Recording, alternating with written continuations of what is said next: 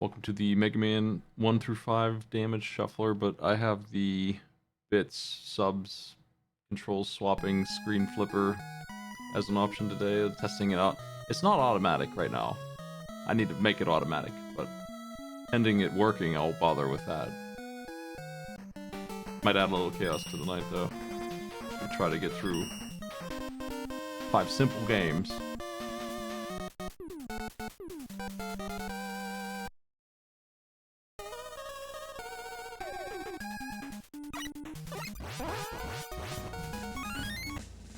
Okay. Well, that one works.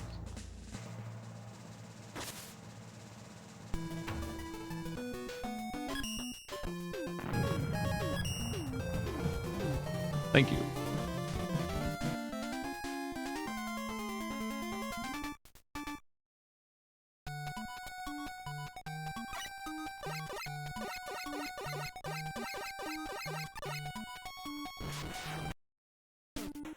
Oh shit.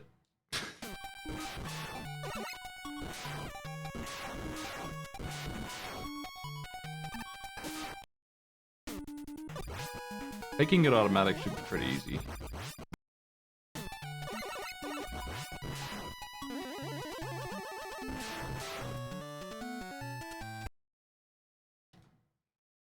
Damn.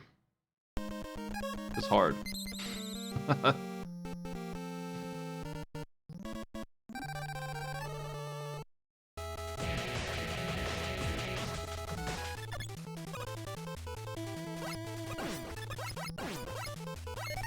That's better. Oop.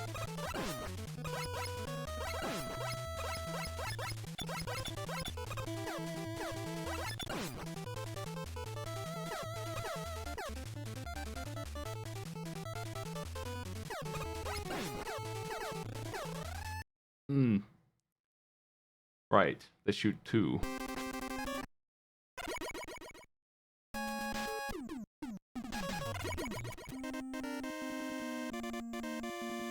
Spin dash.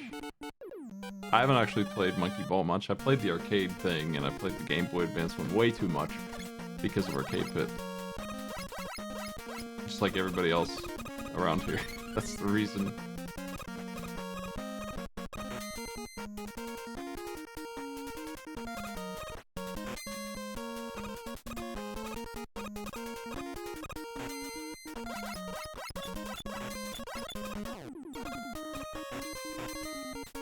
I got rid of almost all of the full screen flashing in Mega Man 2 is gone.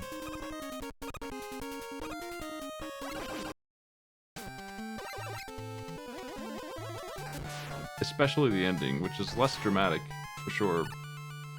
So I can see why they tried to do it that way, but I didn't meet them halfway. We just disabled all of it completely.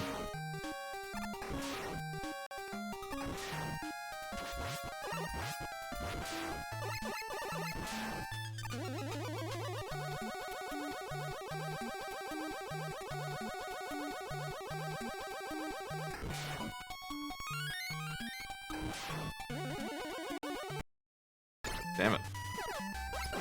Oh. Okay. Okay. Getting trashed in Mega Man 5.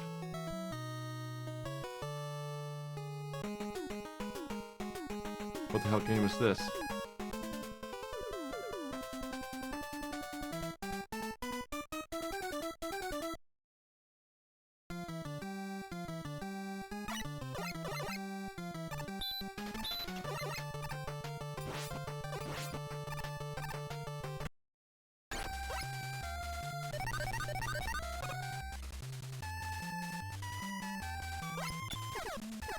Ugh.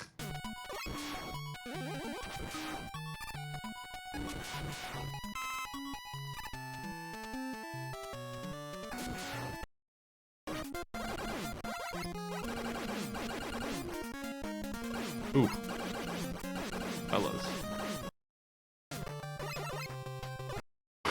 Jeez.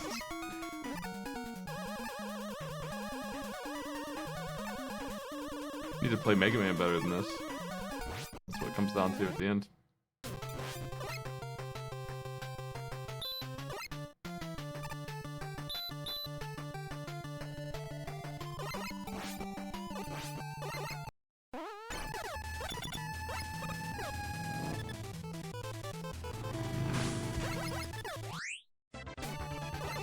Oh god. More like negative bottom.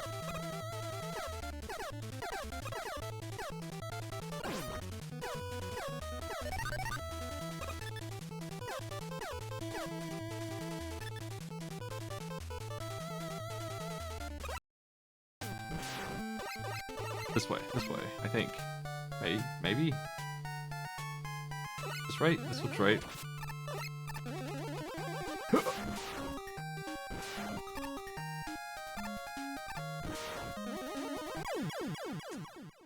Why did I jump?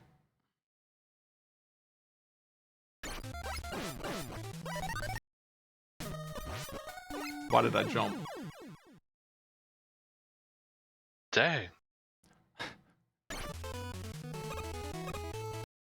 Damn.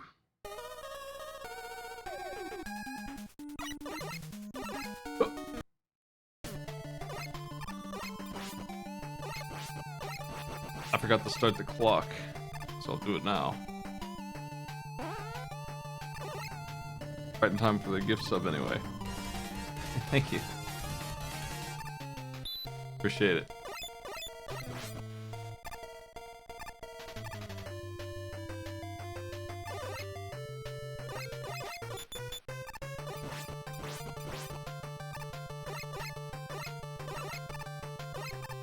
I don't think I need that one up, but maybe I'm a fool to skip it. In this case, all this junk going on.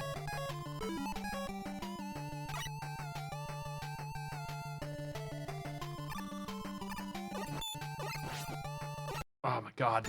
Brush stopped my shot from happening. It confused me. Why are these here?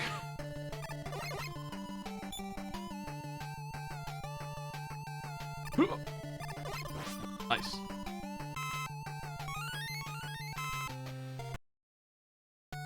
I don't think that guy's supposed to be there. I don't think that's...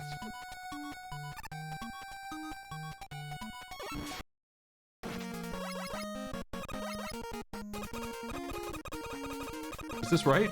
Wait. It's gotta be. There's no... Wait, it couldn't be. Yeah. Okay. I don't even recognize Metal Man stage when it's upside down. Just how many times do I have to play it before?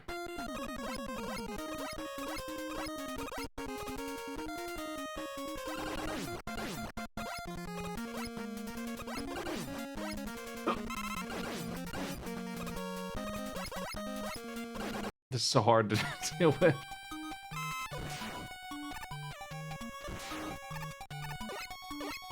Fuck's sake.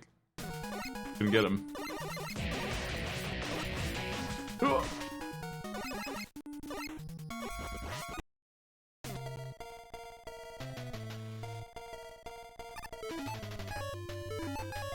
I'm so used to the reverse controls now.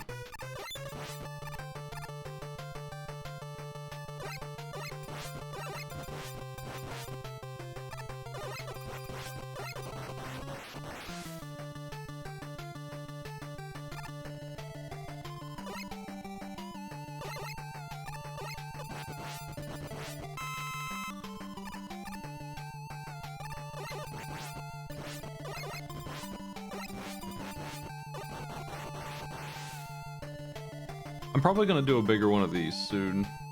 It sounds like Slow Beef is interested in reviewing Ernest Evans with me, so we'll probably do that tomorrow if I can get him on for that. I'm not gonna do it without him at this point since he agreed to do it, so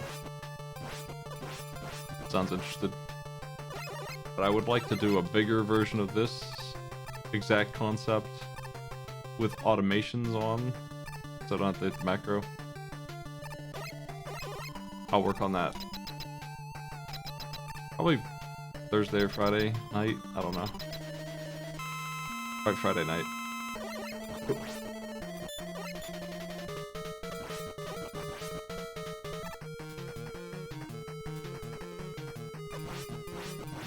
Yeah, Friday night's the correct day. Ooh.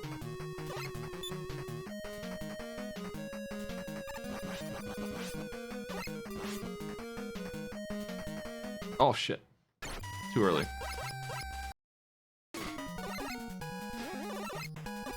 But I am getting ready for the 100 game shuffler.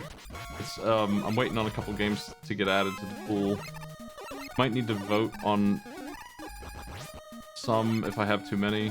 See how many. I want to make sure it's 100, like just 100 even. So if I have too many, I'll let y'all vote on which ones to get rid of or whatever. And if I don't have enough, I'll add some decent ROM hacks or something. Boss down.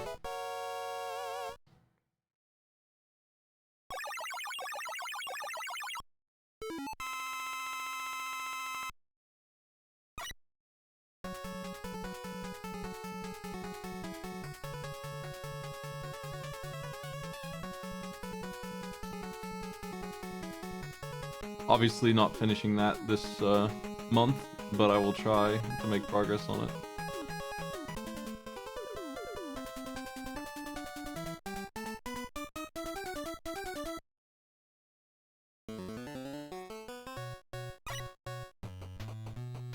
Theoretically, you can add any game, yeah.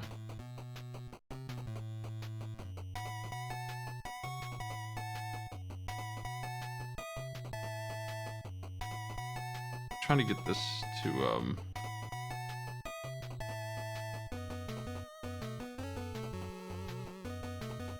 do a flip. I'm just testing something real quick to make sure my stuff works.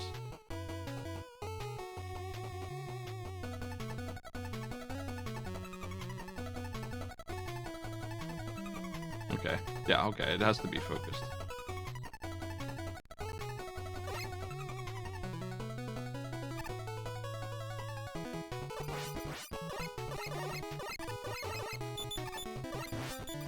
I want to make sure the control flipper actually works, and it does, as long as I have the window clicked on. But if I don't, not so much.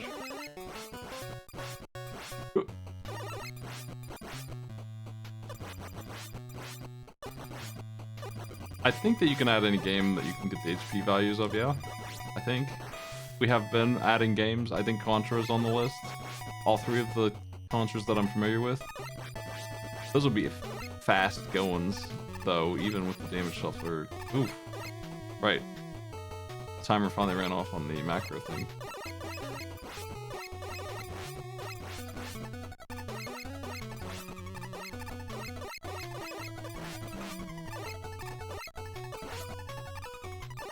I had some ROM hacks for Mega Man in there that were way worse than Alien Soldier. But I don't know how to play Alien Soldier either.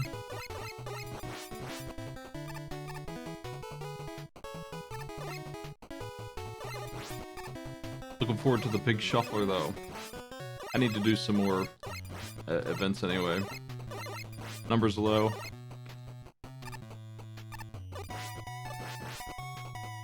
Oh shit. And I got some events I said I'd do anyway. I got about a third of that list done, but I need to start working on it again. And that's the biggest thing on there, I think. That and drawing Link to the Past. Which we're in discussions about how best to do that and how I can provide a copy to people who wanted to, like, have one, maybe. I think WarioWare supported. That jump sucks, dude. Missed it twice in a row. Upside down and not.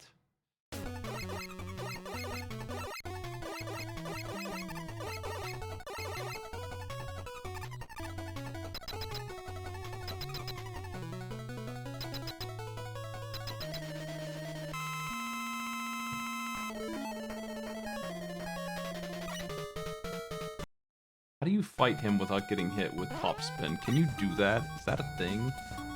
Is that even an option?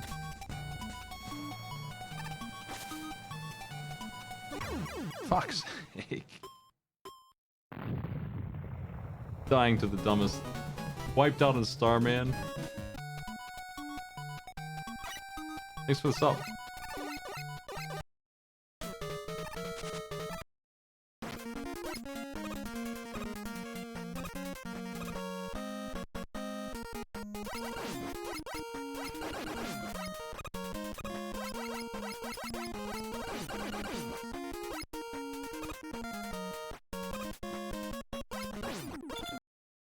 Hmm.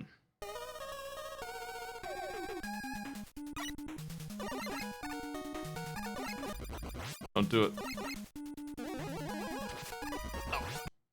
I'm having a hard time sliding because I think the controls are reversed too, but they're not. It's just upside down.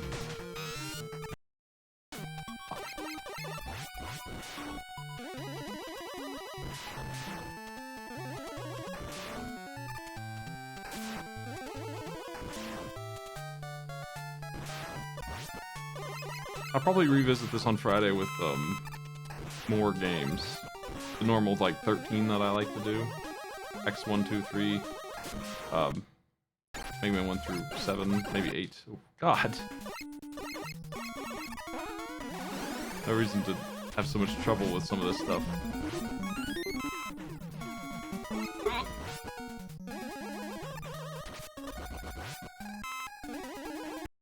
Why do I think that that's slide every time?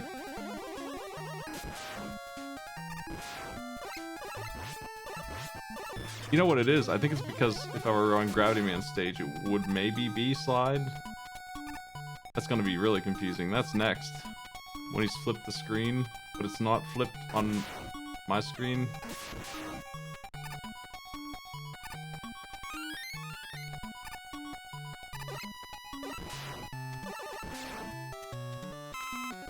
Did the tough jump upside down and then I missed the easy jump upside down. What? Never gonna get through.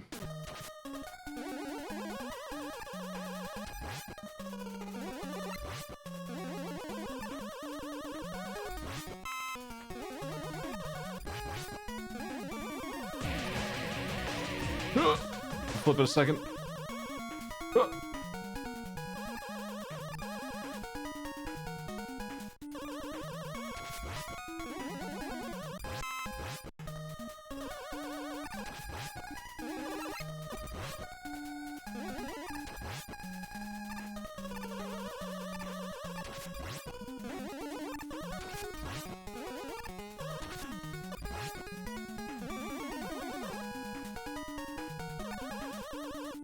Is there,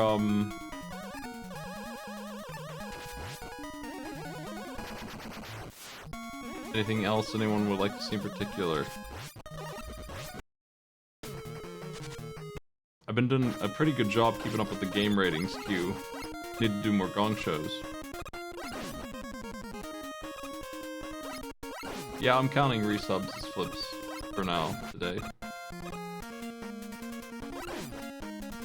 Ah, God. I'm just playing badly on top of everything else. Just not doing well. Yeah. Fable 2 is done. I don't know if people actually want to see Fable 3, but I have it.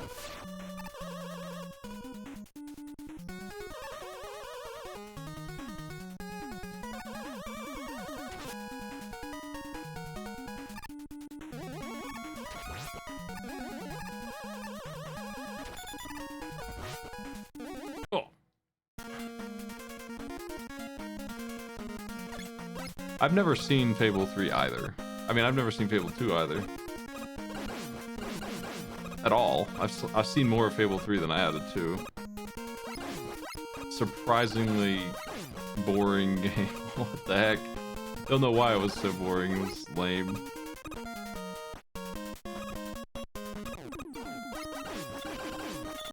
Ah.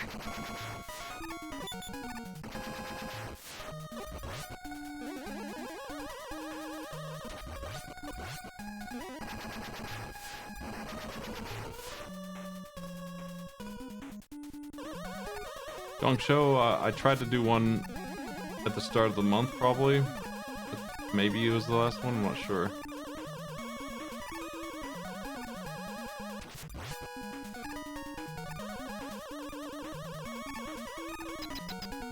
But I need to keep up with the queue.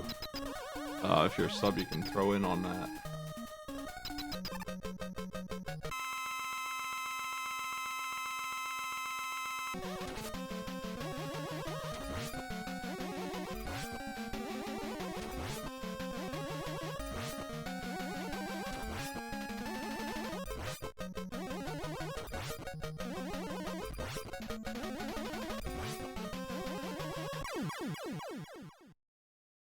Hey.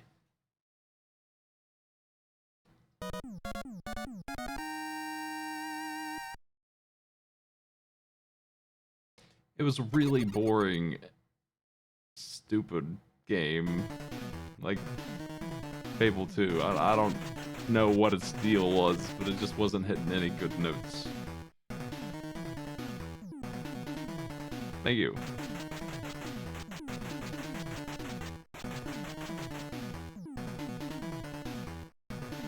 Fable 3 is worse. I know that going in without knowing anything about it. All I know about it is that it's worse than 2. And it's not even close. Like, people might disagree with me that Fable 1 is better than Fable 2. I think they'll be in the minority, but they do exist, I'm sure. Fable 3, I don't think anyone will. I don't think that there's gonna be very many people who are gonna say Fable 2 is worse than Fable 3 based on what I hear about it and what I have seen.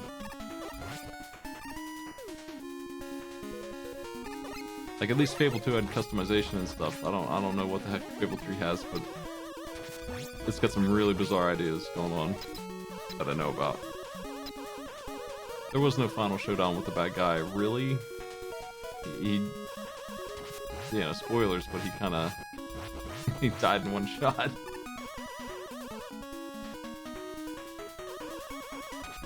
Fable 4 is slated for 2025. I don't know if it's gonna be Fable 1 again. It looked like it was gonna just be Fable 1 again, which is probably the way to go. I mean, honestly. Yeah, he died to one shot, but I shot him 15 times. He killed my dog. But he had it coming. He also killed Chipper Rich, but no one cared about that. And then they gave me one of the worst morality choices I've ever seen in a video game. Like, Rainbow Island had better morality choices. It was like, would you like to resurrect your dog? Or would you like to resurrect 100,000 people? Or would you like $1 million? Those are the three choices you get. The ultimate morality choices of Fable 2, I guess.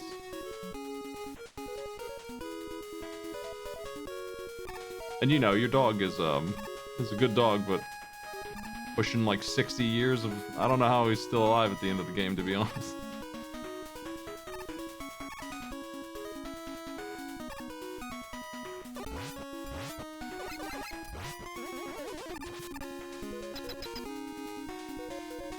I don't know if Chipper Rich cared or not. I'm super worried about Chipper Rich's feelings. It's just a big jerk.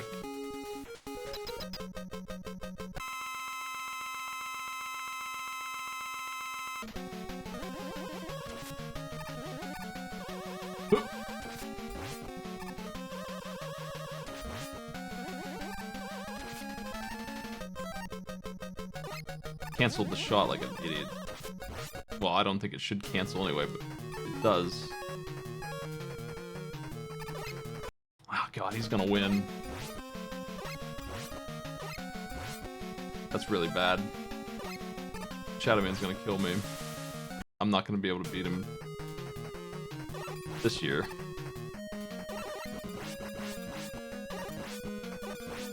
Ugh. If he got me there, I would have been soft locked for a while until I game over and redid the whole stage. If he hit the ground there, he would have slid right into me. Almost certainly wouldn't have dodged it.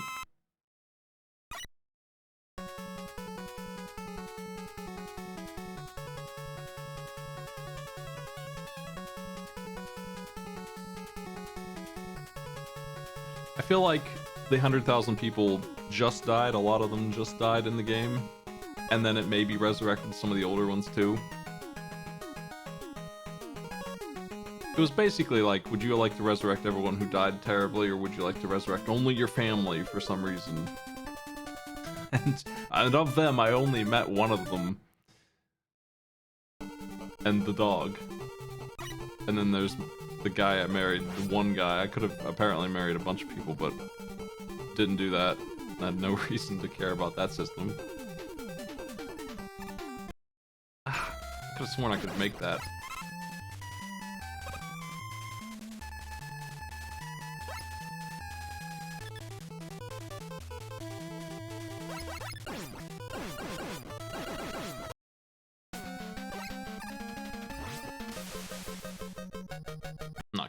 business.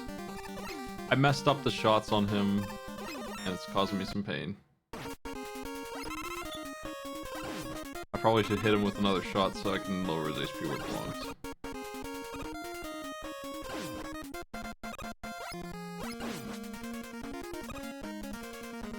Yeah, Bob would be one of the resurrected, like, basically mind-controlled dude who came there to work and,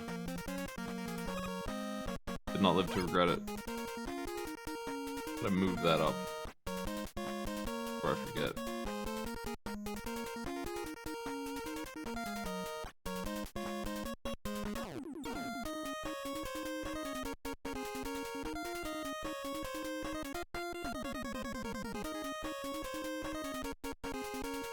Okay. Back to it.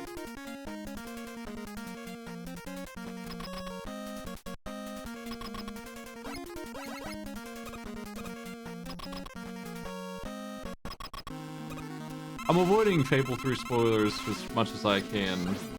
I already know the gist of it. I know that you're managing a country that's falling apart, going to die soon. Capitalism is still going on for some reason. That's about it. That's about the extent of my knowledge of it. So I'm not reading that spoiler you posted. Not that I really care. I'm not too worried. I don't think I'm gonna be disappointed to know anything. I just have not seen it on purpose. I'm going in with pretty low information. I don't know when I'm gonna play that game, but I have it here. I borrowed it, so I will need to get it back at some point.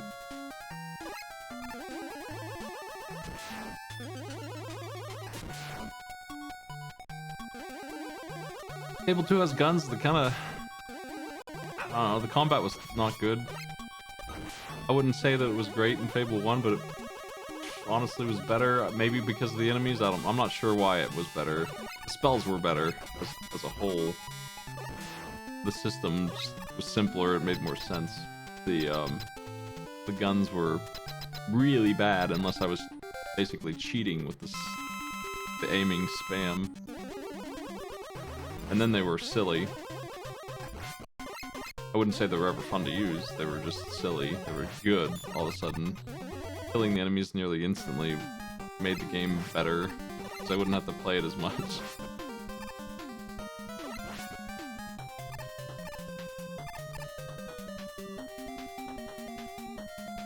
The charge system for the spells was ridiculous. It was such a bad idea. That's just way too long to charge. And the payoff's not there. It's just not there. You do all that charging and you end up with, like, the same damage you get out of the gunshots. The fireball, probably the most direct shot weapon. Its charge was good, the AoE blast, but I hated doing it.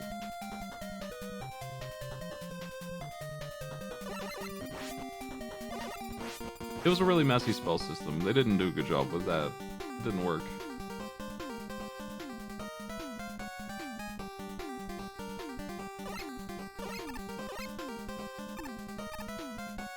I hate it when spells in games are just like an alternative side grade to ranged weaponry and not a limited but special resource. Final Fantasy has this problem a lot where they make the Black Mage just a ranger who can hit many targets at once, but not hard. He can just hit many targets at once and that's all they can do. They can't do like good damage. That happens a lot. It doesn't happen in all of them. Sometimes magic is really good, but usually it's not worth having them because they have a limited resource version of the ranger, whoever that is. Or just the DPS in general, just the warrior's fine sometimes.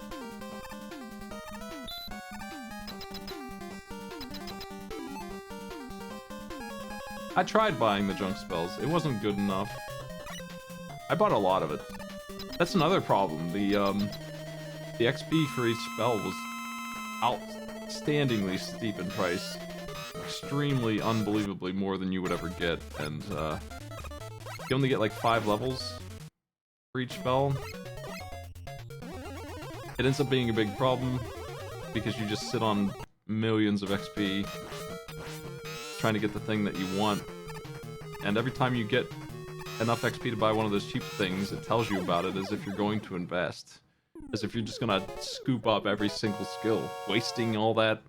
I needed 450,000 for the last fireball upgrade or something like that. There was no way to get good XP. In the first game, you could at least cheat. And gaming the system was good. People like gaming systems, right? I did. I was able to get all the upgrades. The shield.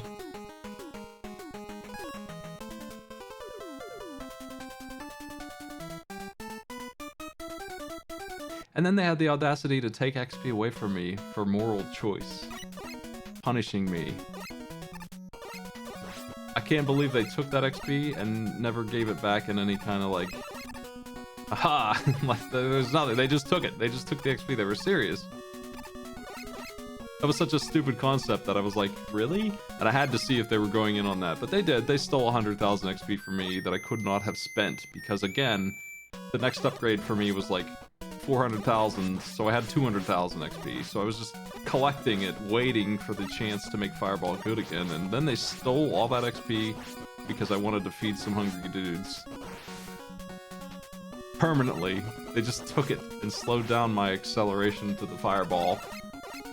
And my desire to grab that busted pistol even more.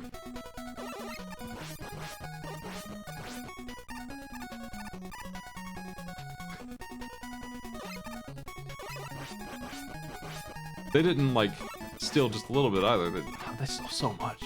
It's a crazy amount, and it kept going up to punish me more and more. Like, they really didn't want me to be a good guy there. I kind of get it in, like, a, I don't know, Undertale genocide kind of way. Like... Except backwards, the other way around. I didn't like it at all. I thought it was a really bad choice.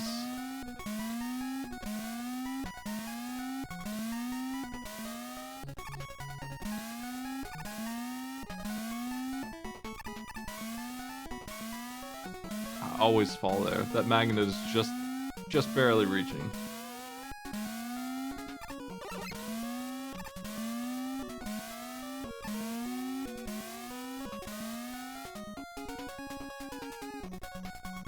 Story was crazy, right? We don't really understand the story, me and Maddie. We didn't really understand what we had gotten even at the end of the game. Oh, come on. Man. Ripped off, dude. He just decided to jump again. Where's his gun? The contact damage is ridiculous on him. The end of the game was like, we collected a music box or something in a dreamland, and we used that to kill the boss. With our friends who were there, trapped. But they were, like, surrounding him. It's like we caught them mid-fight. But we didn't, though. He won the battle with us, and he captured them all. So why were they, like, positioned to destroy him? And why is the music box that they never talked about after the start of the game important? Where did we get it from? No, we didn't really understand. And then there's the prison thing. The first game did a prison thing and it made sense. You were, like, blackmailed into being a prisoner. You could bust out because you're Superman. You're the strongest guy around, but you don't because they'll kill your family. So you're forced to. It makes sense plot-wise. It's dumb to be in prison for a year or whatever, but it made sense. Why did we go to some spire and help the bad guy build his house for 30 years? What did we do that for? We did understand even the gist of that. I don't even know what was going on with Fable 2's plot.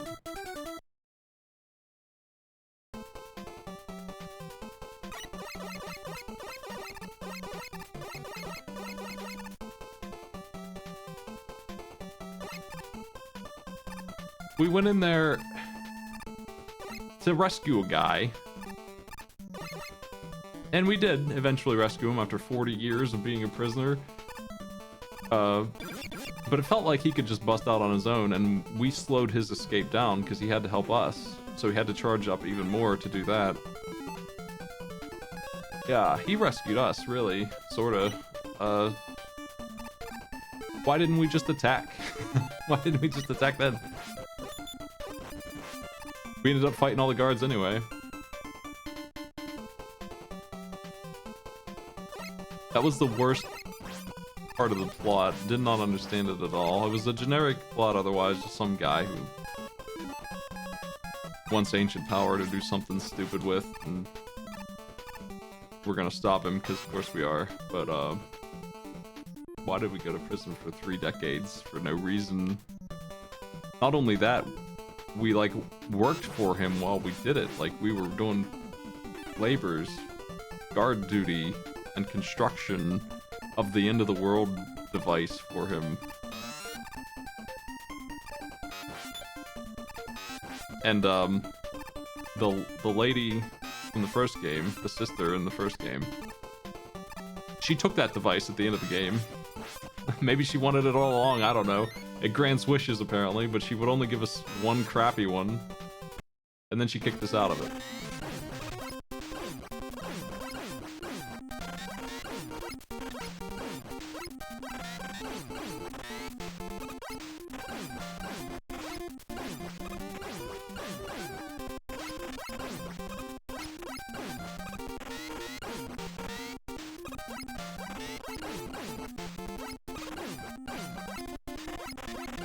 Metal Man.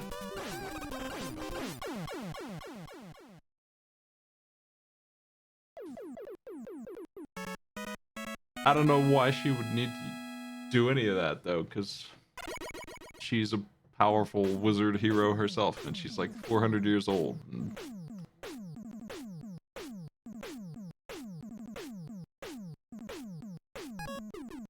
don't understand. What if I just go get Bubble Man next? What if I just do that?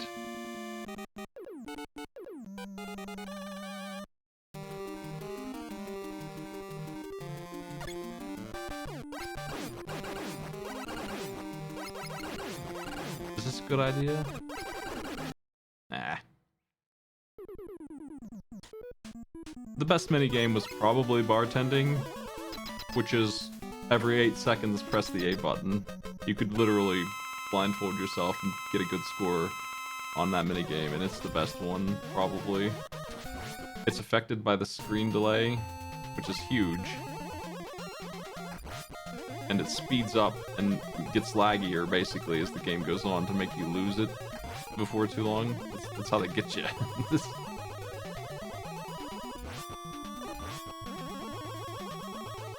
The way you accumulate money in that game was also one of the worst systems I've ever seen.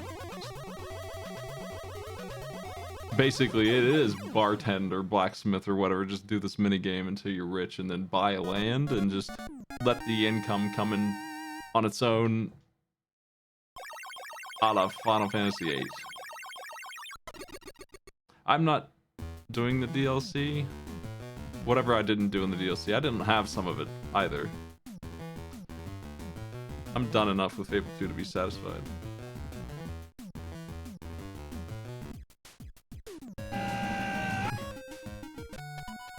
Why does it go back to Starman's when I continue? Damn. I'm gonna jump into spikes. I didn't think it would do that, I guess. I don't know if I've ever hit that button. Oops.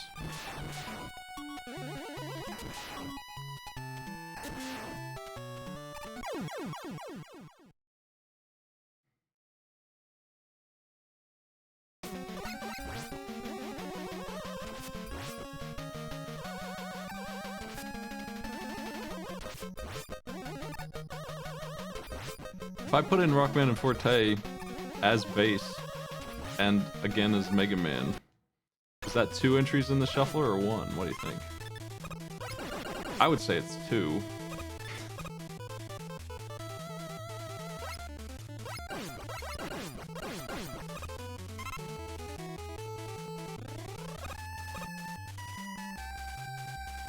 It would be 2 in the list, that way.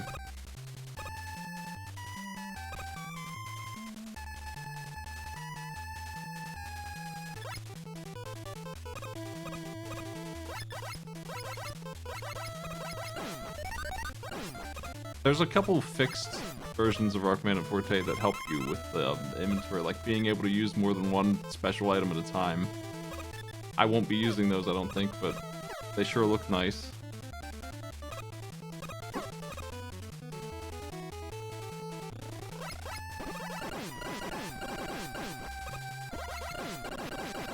Ugh. Yeah, it's not reviving your dog. Apparently it's getting a new dog in the DLC for Fable 2. I didn't have whatever that DLC is.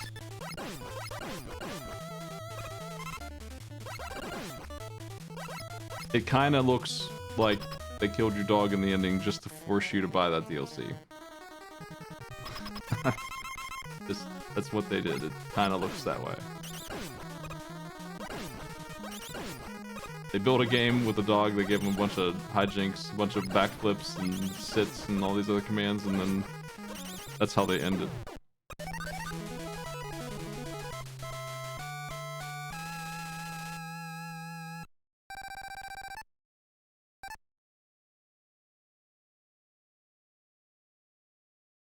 You just sacrifice whoever you want. Like my screen camera brightening up when I pick Gutsman in here.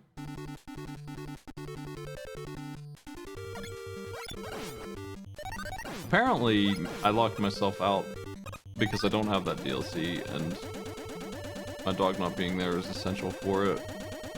What are the other campaigns? I don't know.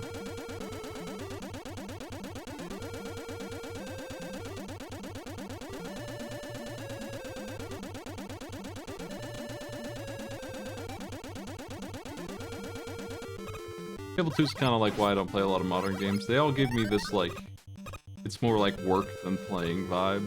Like, it just wasn't fun, and it wasn't fun to turn on or think about that we had to play more of it. We still had some to go. We just wanted it to be over after 2 sessions, and it was still there, taunting us.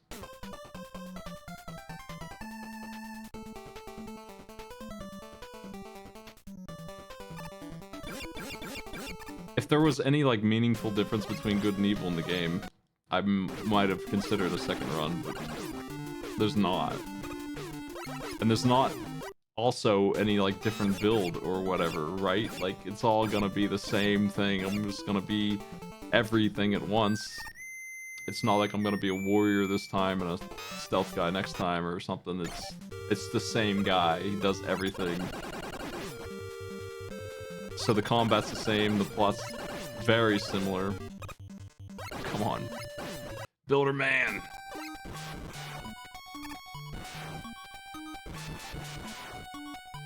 It's got a couple save slots, I think? Not sure.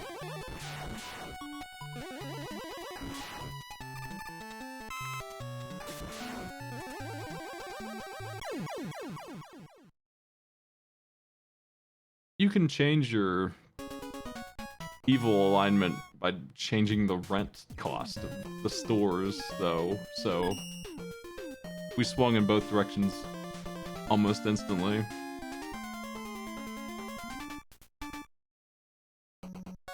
It seemed like the only quests that affected alignment at all were the stopping the slavers and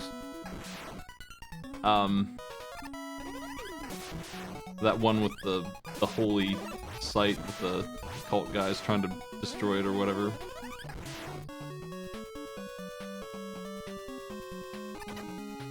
The rest of them seem like whatever, who cares kind of quest.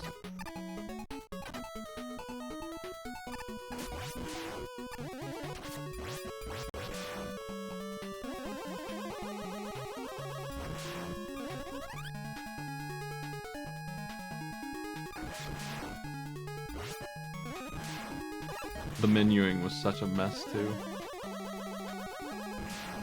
Anyway, that's how I felt about that game. Off I go.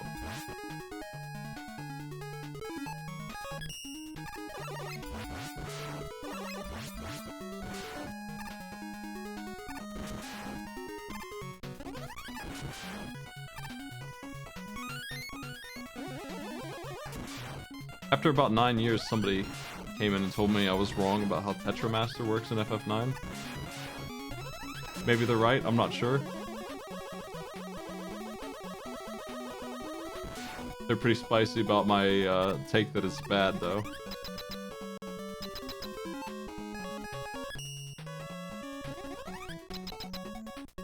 In a world where we have 14's version, it's actually good. Even though it also has a lot of funky, unfair rules and the AI kind of cheats. Doesn't follow the same rules. It's still like an actual game and not the mess that 9 and 8 also is. 8's a little bit better.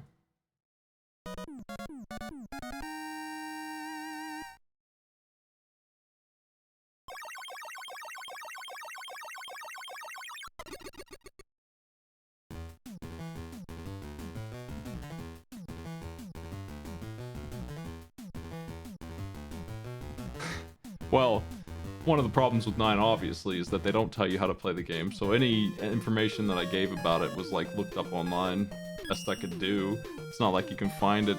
There's like little NPCs hiding in the world that you can talk to get like some idea of how it works.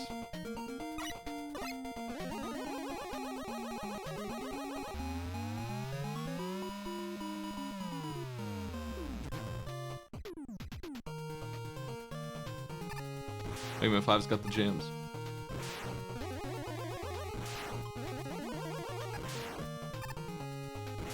Ooh.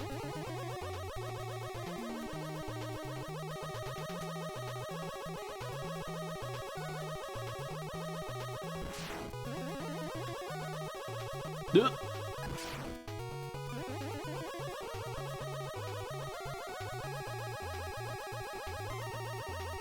I have a super arrow shot.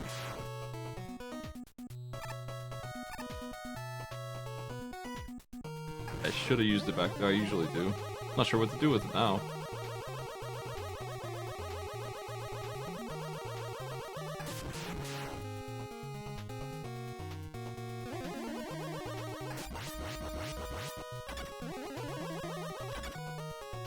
Tetramaster is optional. It doesn't do much of anything. There's like one part of the game where there's a tournament, and you can get some good prizes for that. Other than that, you really don't need to engage with it, and you shouldn't probably, because it sucks. It's very hard to understand. Feels very random. In fact, the video that I posted when I was saying that it sucked illustrated how unpredictable it could be when one of the worst cards in the game beat one of my good cards.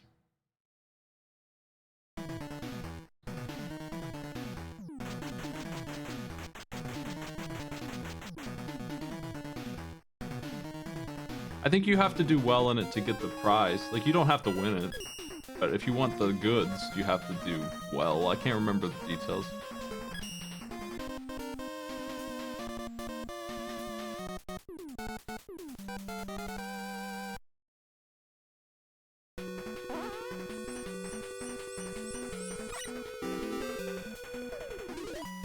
Oh god, my select button's also mixed up. Thank you.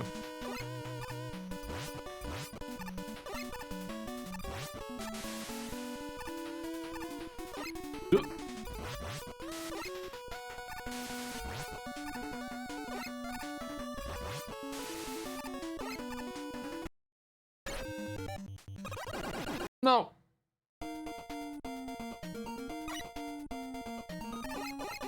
There we go. You know what? Let's do a little bit of this action. Yeah.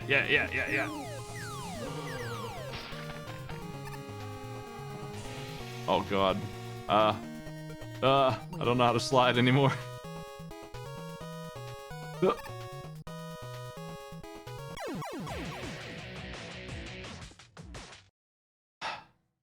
Fuck.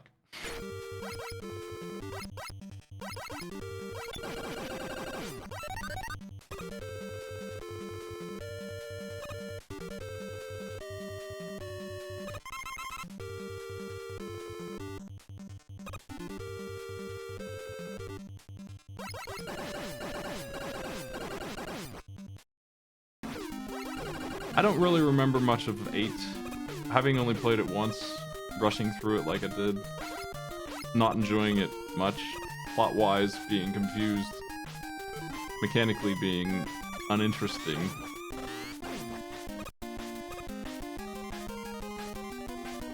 The guitar is my cue to unflip the screen. That's all. It means the clock ran out on whatever is happening, which was in that case flipped controls, flip screen. Thank you for the bits, by the way. Appreciate it. That big, extremely good marathon that we did 2 months ago got me all fixed up. I just have tax to go, but boy howdy, it's an overwhelming amount. I can handle it, but I need to get my numbers to baseline, basically 500 or whatever. So I thought I'd do a couple of these events too, but I am gonna do some of the content I have ready.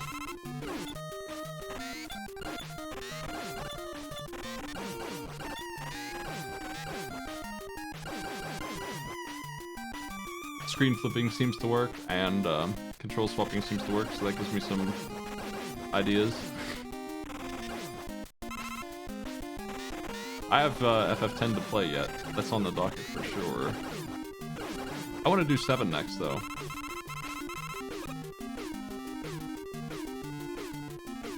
I've never played 10, don't know anything about it.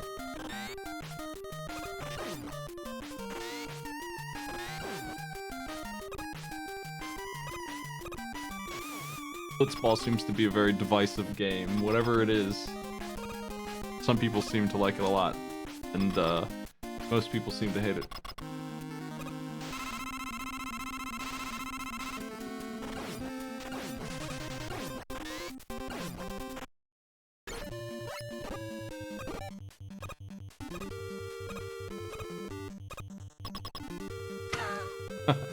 I'm a sports guy. I used to be anyway. Maybe I'll like whatever it is. Is it good?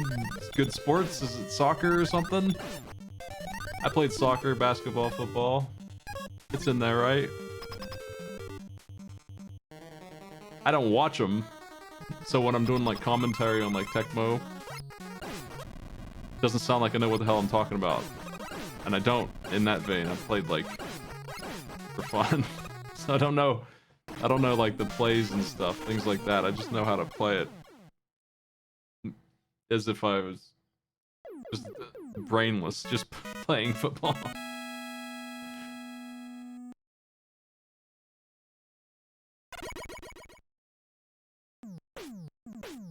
I've never played water polo. I don't really know what the hell that is. I've heard of it, obviously. Who am I supposed to go after next? Woodman. I just went to Bubbleman for no reason.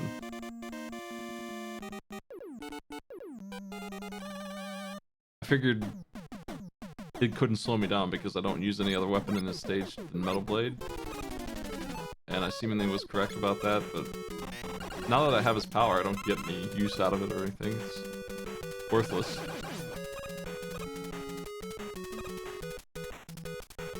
I think I use it at the end and on Heatman stage to get rid of a fella, and that's it. Oh.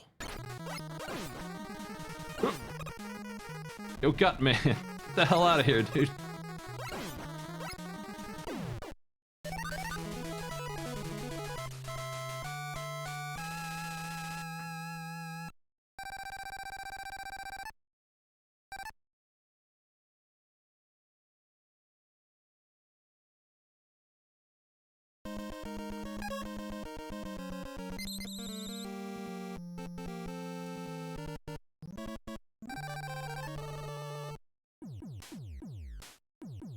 Well, I'll have co-commentary when I play that. Probably Maddie will want to be there for that game. Maybe he's a blitzball genius and coach me into playing it correctly.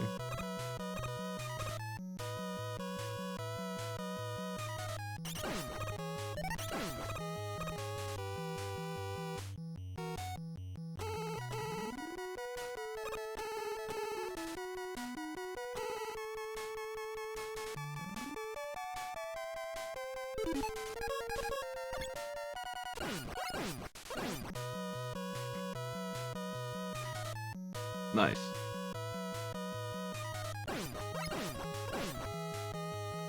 I wonder if there's a fixed version of Mega Man Soccer that has the damn ending activated that I can grab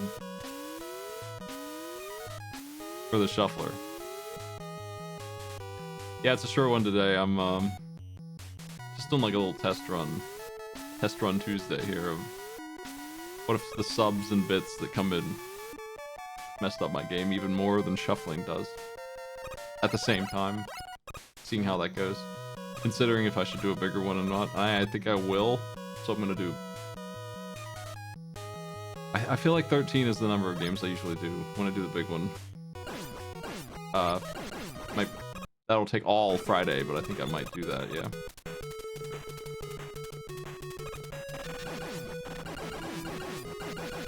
Like, that normally would take me like 11, 12 hours, but with this on, maybe even worse, especially if people actually get into it and that ball rolls too much.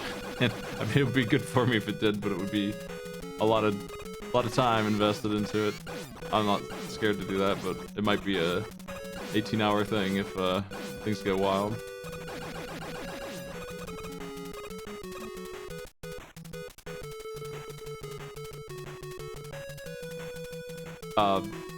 That enemy is called Hot Dog.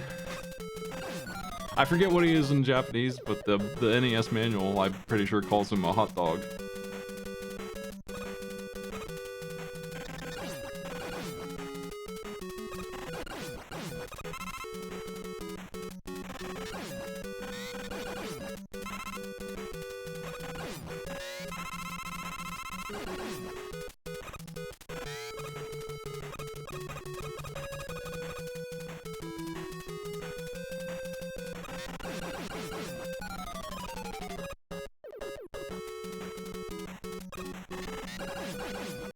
Oh, Deadly Carrot came out.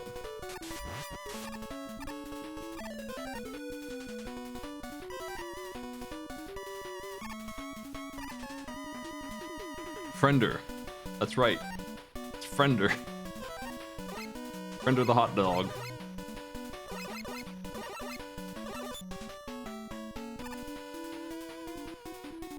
I love sliding under those things. It's so cool. Alright.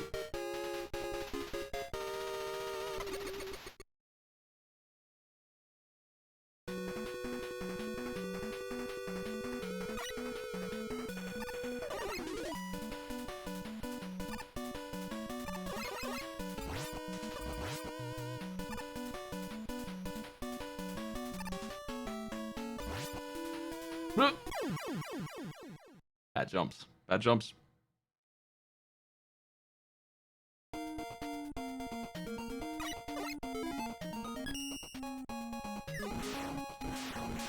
Oh no, that was what I wanted. That was exactly what I was looking for, was an energy cube thing. I dogged it. I was going to fly through here with it again. Yeah, pointless now. That would have been awesome. Oh well.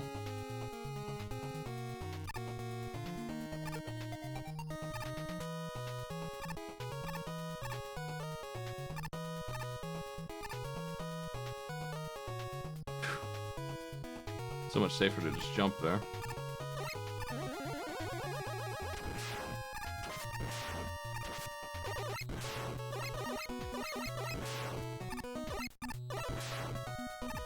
Oop.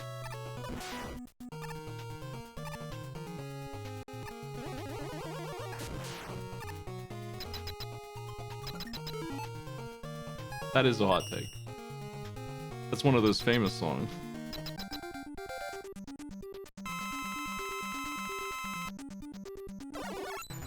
That's like the aquatic ambience of Mega Man. Ow.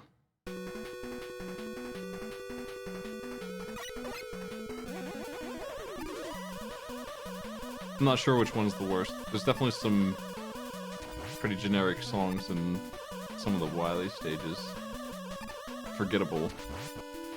And that's why I can't remember which one's the worst, but none of them I feel like are like annoying, ultra bad songs, like from some of those Genesis games the other day. X3 has a lot of lame stuff in it.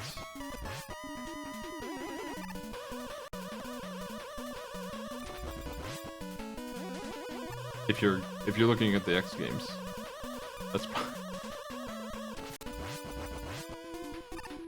I hated the Tunnel Rhino song, but then I heard the one with the lyrics, the cover, and now I'm into it. It's ruined it. It's done the opposite of ruined it.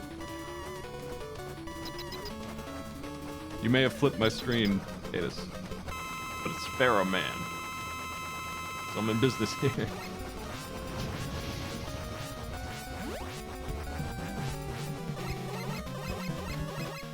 What's up?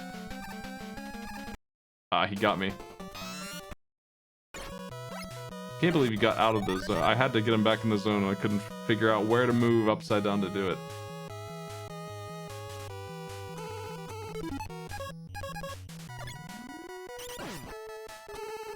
I should have gotten closer to him to spam better.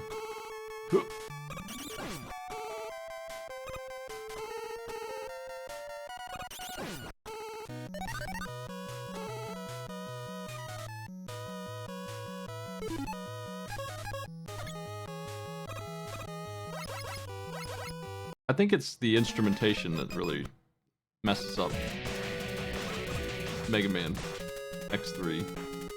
Not really the song so much. They're all pretty much the same boss fight too, gameplay wise, but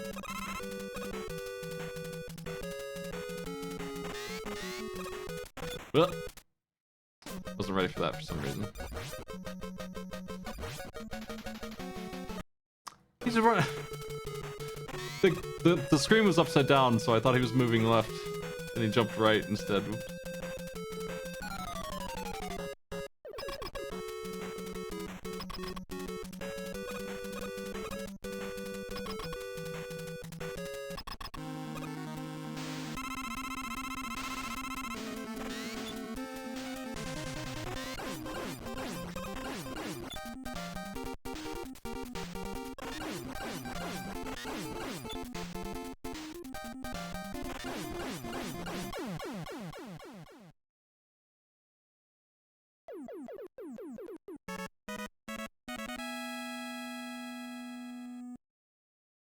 I think X2 has a lot of great songs.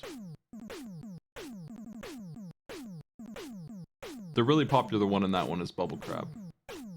They reused it later in X5.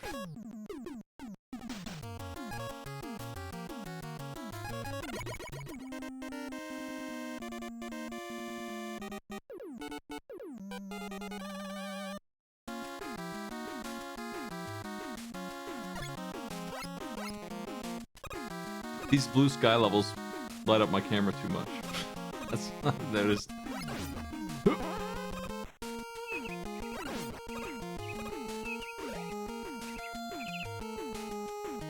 Airman. Upside down.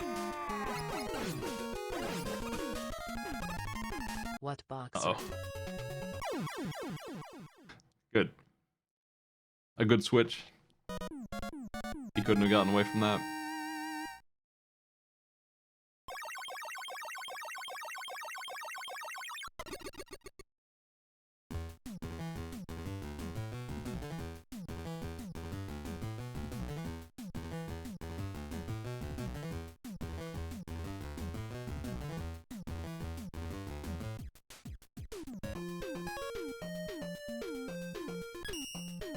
Upside down Crystal Man.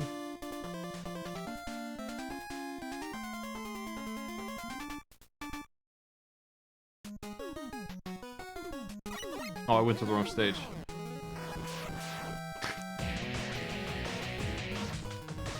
Did I do that because they are opposite positions and they look similar? Whoops. Oh well. I'll have to do this guy with the Buster. No big deal. Just gonna have to muddle through it.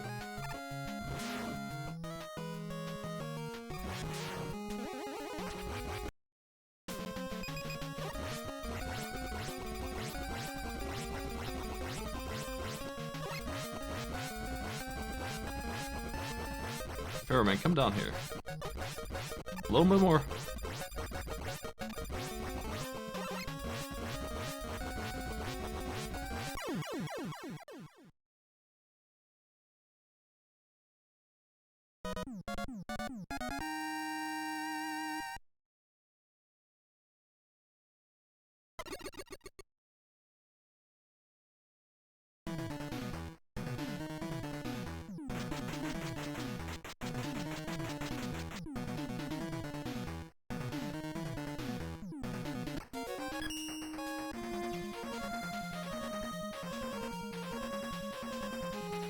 Charmander, Ringman.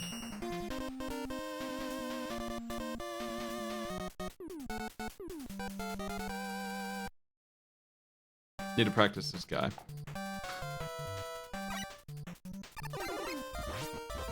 Not sure really how far he throws his ring. I think it's based on my movement. It almost certainly is, but I don't understand how. He always gets me with it.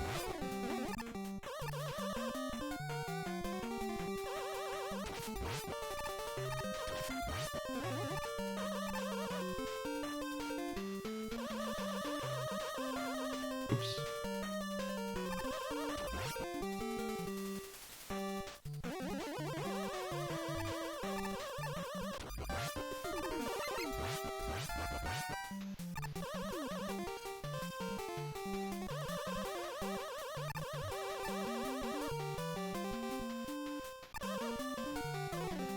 It can be tough to sort out the weaknesses if you haven't played any of these in a while. They don't really make a lot of sense sometimes.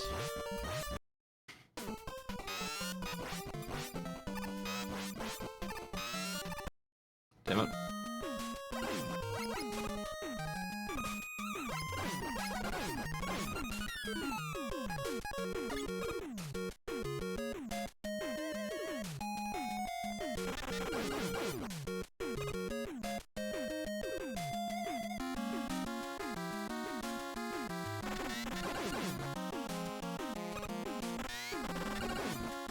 This stage kind of sucks. Like, I ain't fond of the boss either, but not speedrunning through this stage. It's very waiting around, huh? A lot of it. And instant death everywhere, of course, because it's in the sky.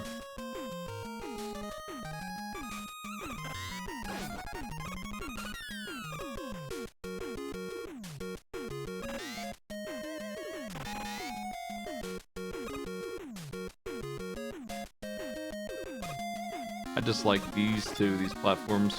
You can go without getting hit, technically. If you jump just right. It's a very small platform on the side of the spikes.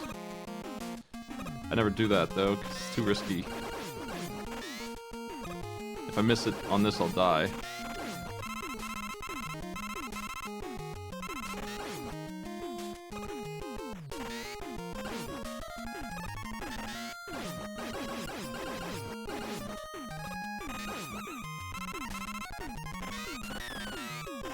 Got him.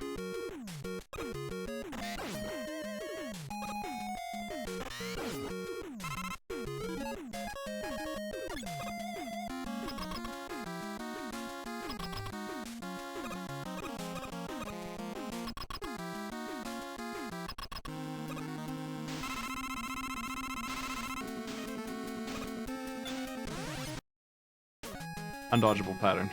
I don't think X6 is a very hard game. Except for the couple of bosses in the Wily Sigma stages that don't make a damn lick of sense. It's an exploration game that doesn't do it right. Is a big problem. Permanently missable upgrades. Scaling things. Really bad stage design. Terrible hiding of stuff. And then the museum or whatever it is with the randomness, ridiculous. If you're gonna call it a Metroidvania, and you kind of could almost, it's the worst one. It's so bad at it.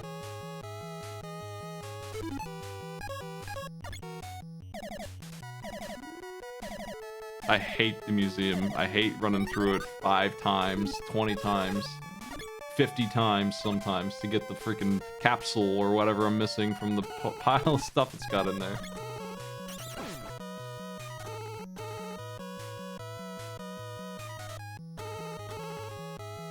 Making it impossible to choose my path is that the only level they've ever done that in? I feel like it might be.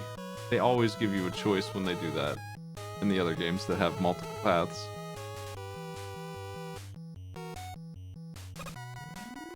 And then the dudes are permanently missable if they die, and they are likely to. A lot of them are. And you don't know which ones are special either. Just a couple of them randomly have really valuable stuff.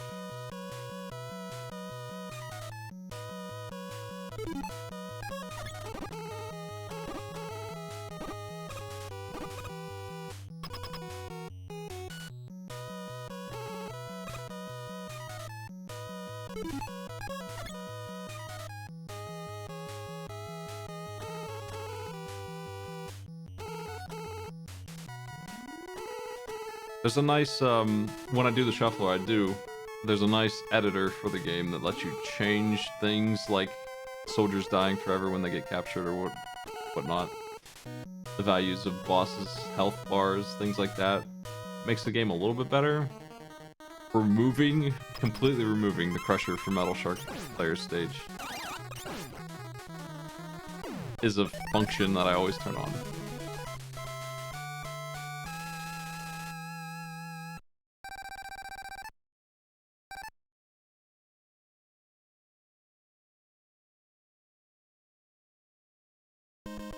Somehow I managed to dodge the electricity. Good stuff.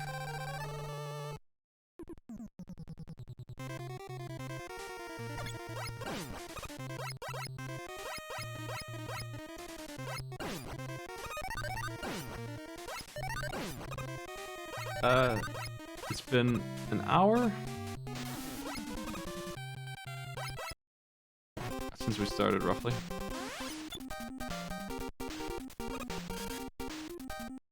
God, Airman's gonna get me. I messed up. I should have gone in with the Buster ready to go and not Wood. You can't really hit him at the start.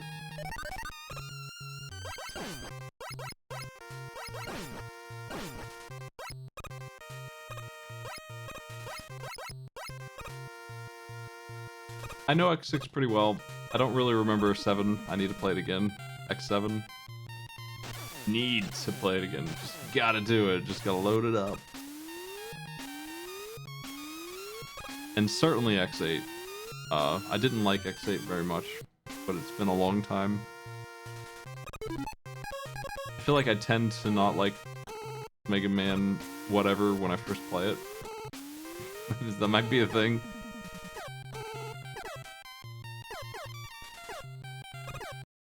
I don't know if I'm dead there or not. I might be okay. I think I maybe landed on the platform.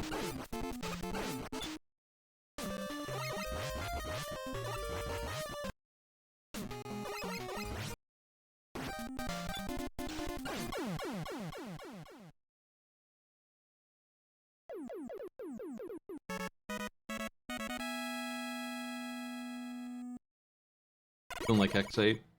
I think I don't like the Axel guy. He saved 7's ending though. He couldn't have done anything cooler than what he... It was awesome. Hey Panani, thank you.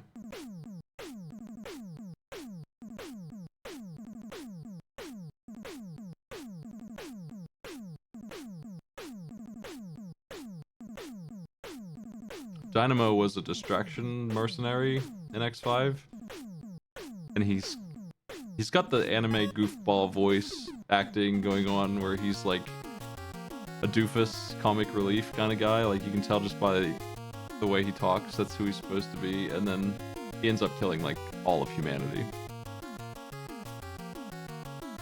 I just took out Airman, so now we go here. I guess we could.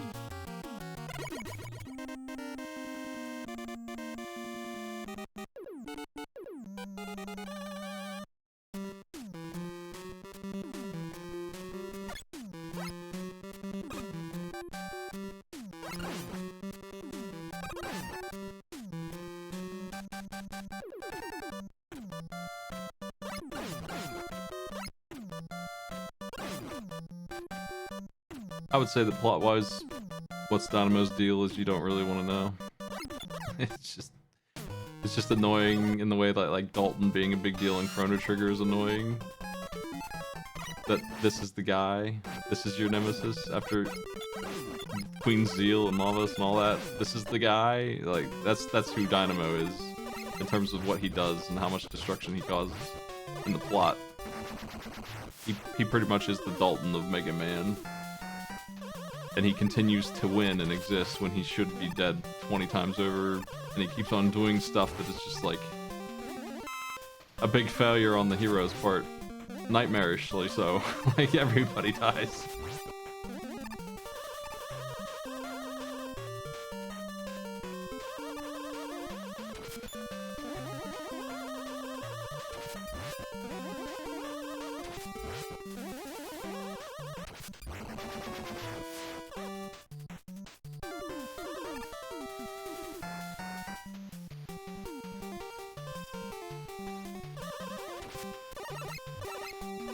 Yeah, I don't really like the, I don't know if I want to call them modern, because even those are like 20 years old, but the modern take on Chrono Trigger with Dalton being anything other than some idiot who got sucked into the Golem zone, and that's the end of him. That should be the end of him, right? Like, come on. That's the perfect ending for that guy.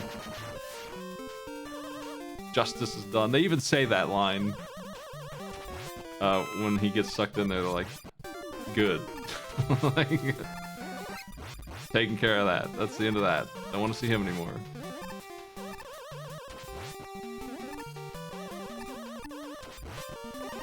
Dynamo would be fine, but they attached ultra-violence to him for some reason. He's just some idiot who just wants some money, but he causes so much damage.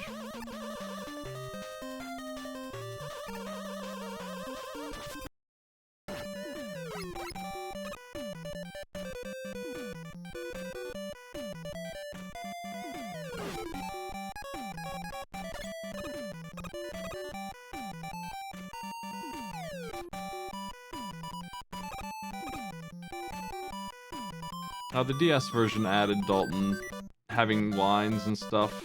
Not much, like, the ending was a cutscene that showed some characters dying, kind of thing. But, Dalton is in the, like, warp dimension that you get in the DLC, and he's, like, telling you what he's gonna do. It's kind of like a weird speech that he gives. It's out of character, and he's just talking about going back and starting a war between the kingdoms in 1000 AD or whatever. Which, honestly, they didn't even touch on in the base game at all. That wasn't even a thing. There's two kingdoms? What? That's not... They never discussed this. But apparently, there's two kingdoms, and they're ready to go to war, and Dalton sets them off, and... somehow, the heroes don't survive it. Somehow. And it's really bizarre writing for that game.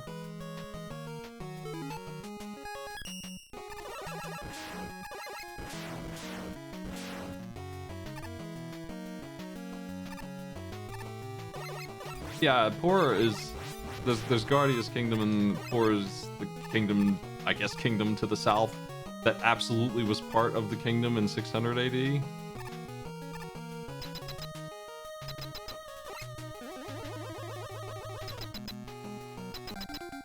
Anyway, those are the spoilers for Chrono Trigger. Do you want any other games?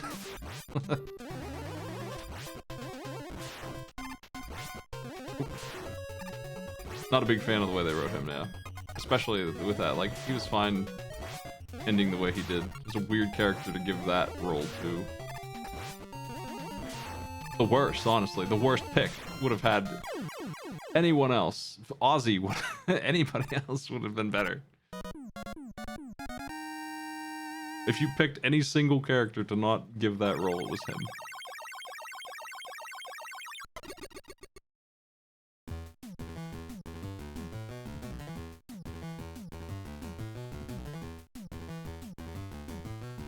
Final Fantasy 3. Trying to remember exactly what that one was like plot-wise. I think it was fine. Surprisingly good all-around game. I don't remember the story too well.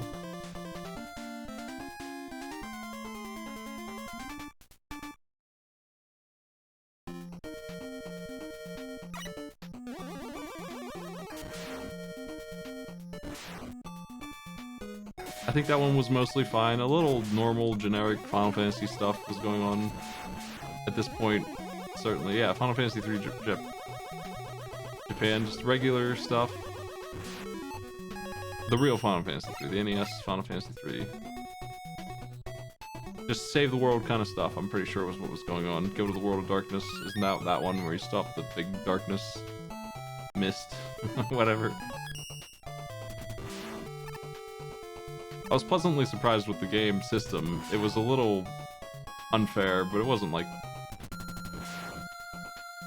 The end game was bad, I think. But most of the game was really well done. I think the end game was overtuned.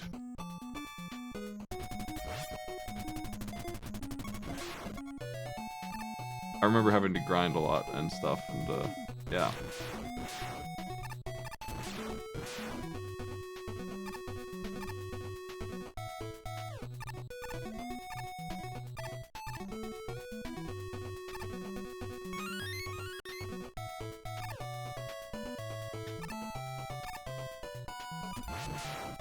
The Gaia, that one's unique. It's okay. I don't hate it. It goes on for a long time. But the end game dungeon is really neat. Conceptually, I really like it a lot. Legend of Dragoon, I don't really like a lot. I think they messed that one up.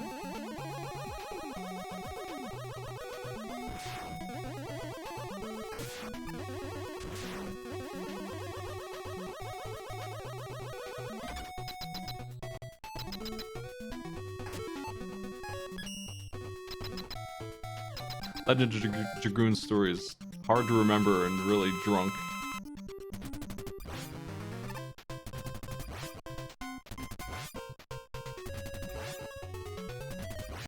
I got me.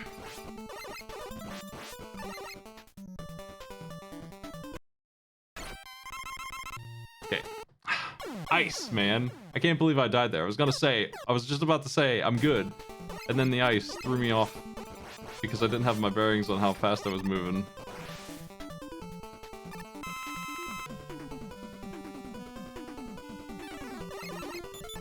Final Fantasy 2 was okay as a plot. Kind of weird, but okay. Gameplay-wise, I think it's the worst one. Mechanically speaking, up until like 8.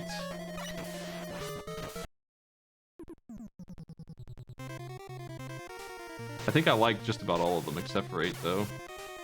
Like I really want to like Final Fantasy 2. But damn, those systems are nasty.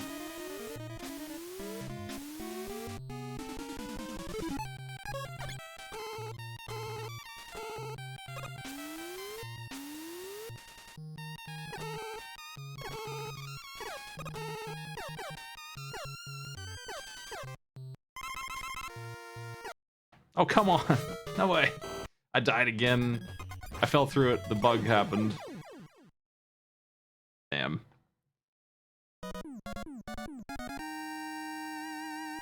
I don't think you can overstate Final Fantasy 2's problems.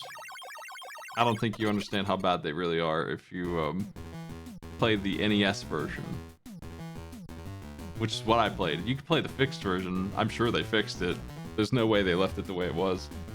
You need to be able to cure some status effects. The best way to do it is level Asuna. And to do that, you have to cast Asuna 600 times per character. After learning it on that character. 600 times. That's literally the number of times you need to cast it. Maybe more. And that's just to get to the spell, part of the spell where you need it to be at for level 6 to cure like the worst parts. You should go level it further. You can still take it even further than that. And you have to do that with like all the magic, so if you need magic in the game, and you do, they force you to use it. That's what it feels like. So much grinding for such a small payoff. It's not like it's good. Level 100 Fireball is not good in that game. It's okay. So much work. Essentially, you just don't have magic because of that grind.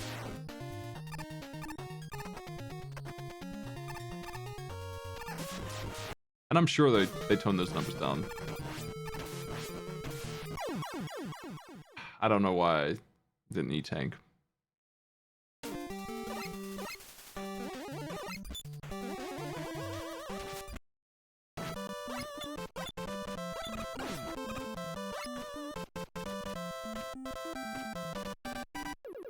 I haven't played Tactics Advanced, but I played Tactics, and the grind in that game is way more interesting and still less time-wise than in Final Fantasy 2.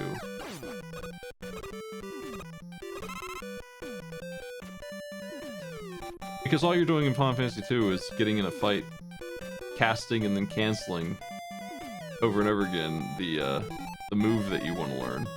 Like, that's the trick. You can cancel out the menu and it counts the XP. Even doing that, even on Turbo, ×4 with a macro, offline I did this. It took me like an hour to level up just one spell at like 8x speed automatically, as fast as the task could do it at 8x speed, basically. It still took hours of time to level up a spell, just one spell on one person.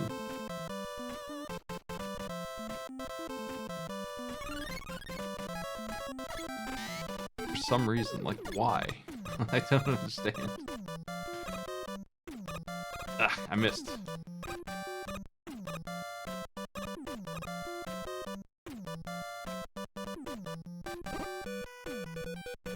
But in like a tactics game, you would have like an army to build up and stuff, and at least it's interesting. At least you're doing something different.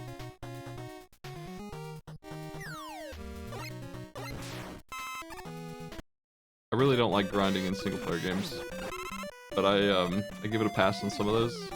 Tactics games, I can stand doing it a little bit.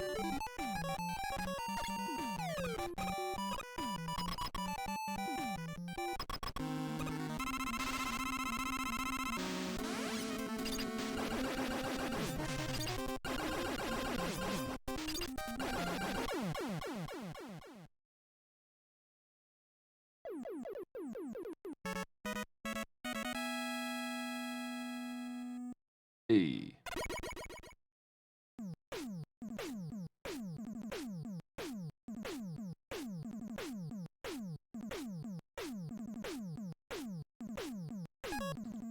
I wonder if there's any other One Mind games out there to do. I haven't seen Final Fantasy 12. I know it's a weird one. I don't know what's going on with it. I've been saving that information for later too.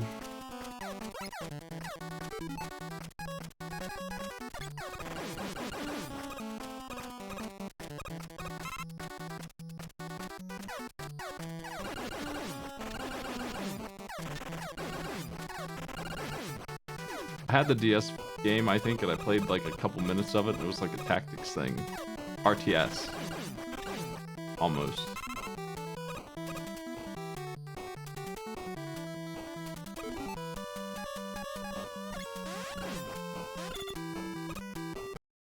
I always feel like I can jump in.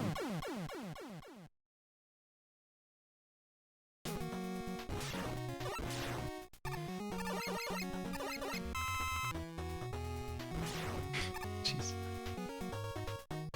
The little Mets cannot survive on their own.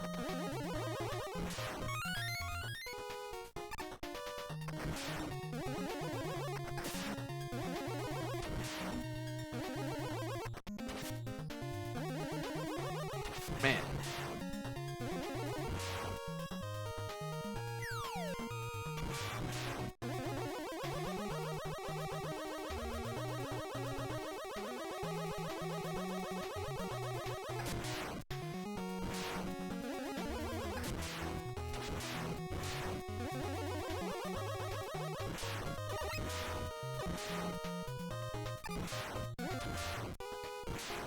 I need to start looking for more Final Fantasy 7 mods. I've been slacking on that project getting started.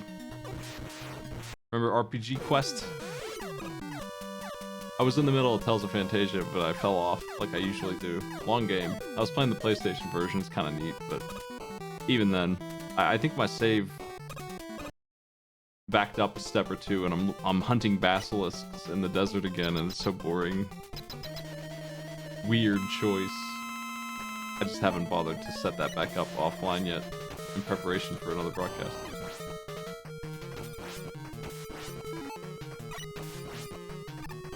Okay, that was pretty good. I don't usually have the ability to dodge this guy. When he gets that close, damn, it's hard. I want to load up good mods for FF7. Funny ones, preferably. But I haven't looked at them. Like, I don't care about the graphics upgrades. That's what a lot of the mods are. A lot of people in that community spend a lot of time making big overhaul graphics mods for 7. I don't really care about it all.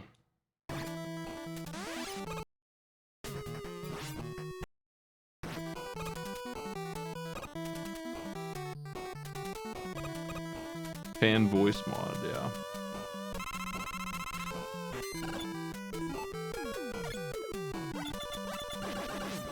If it's good.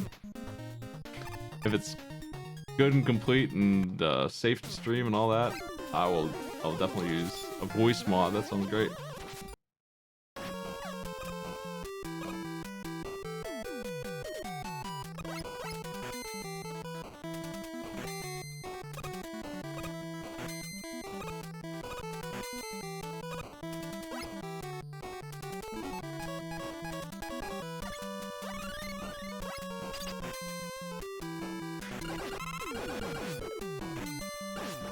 Oh my. Oh, fuck's sake, come on. 2 is such a bad item in this game compared to Rush.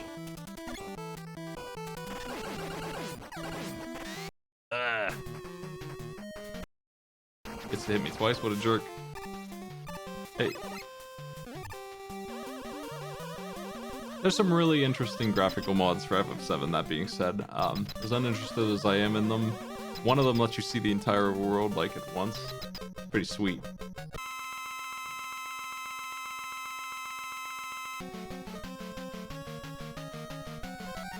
I don't remember a voice acting mod. But I need to, it's been a while since I talked about that.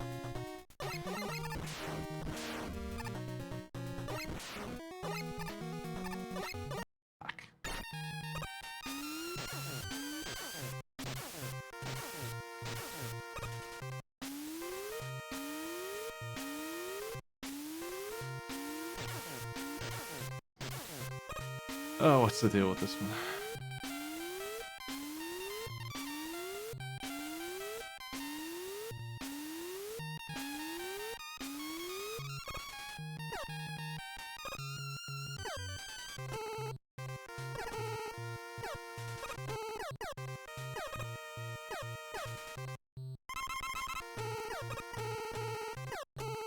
It didn't hit me for free this time. This is great. Outstanding.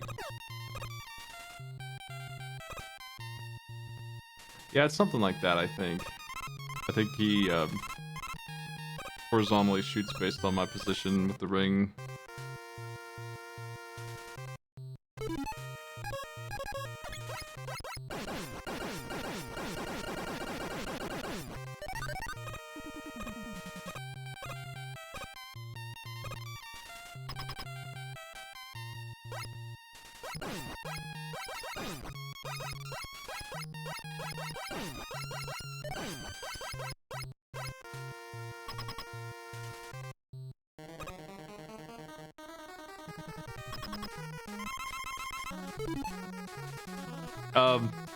That one-up is tricky. It's one of the retro achievements.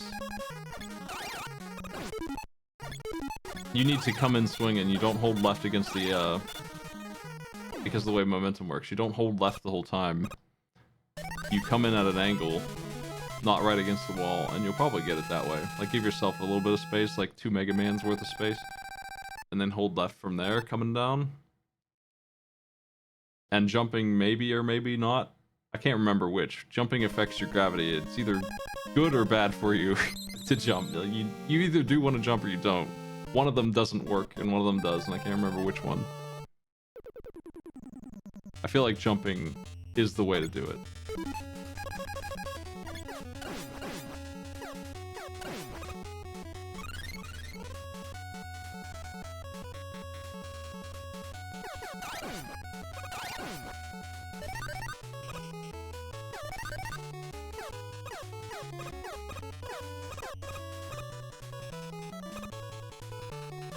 I think I'm gonna do all the robot masters tonight and none of the Wily stages. And I'll prepare for the big shuffler on Friday and do a little subs push. See if I can get that number up to 500. That would feel a lot better. That's where I like to be. If you'd like to support the show and if you have something you'd like to see, let me know.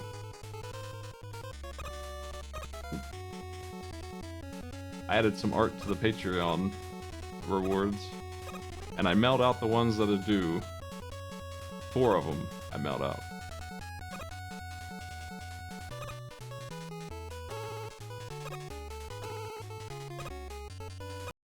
Ah! Metal Blade sucks on that guy. Don't know why I switched to it. Should use Bubble. I think it actually does good work.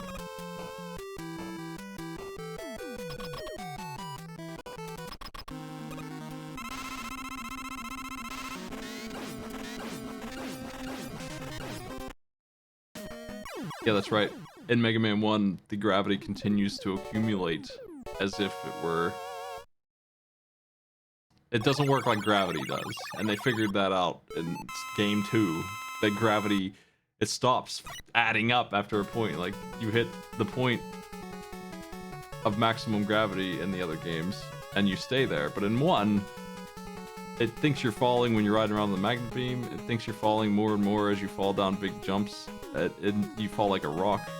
It adds up constantly.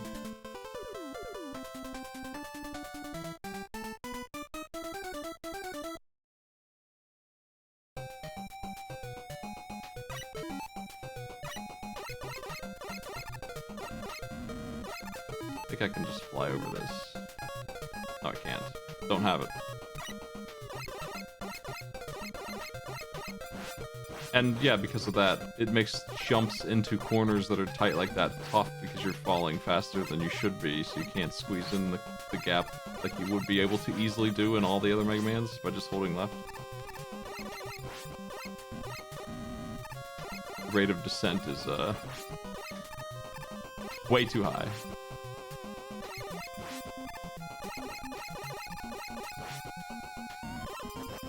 The way it calculates it on the magnet beam is the worst. You have to just know that it's gonna drop you like that, or you're gonna die.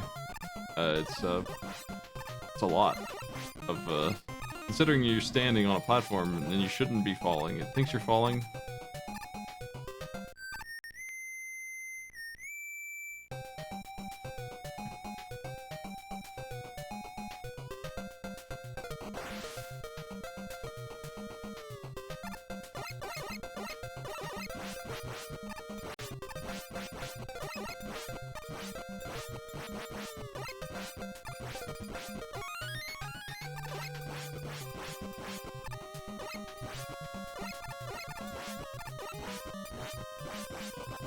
Bleh.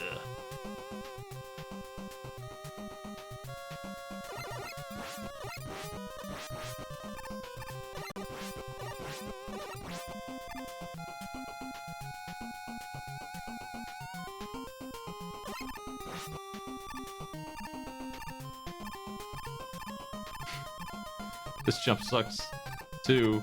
I'm not sure why they make you use coil here, but I hate using coil. I'm always trying to not menu. It's like one single pixel that you can jump off of here to do this.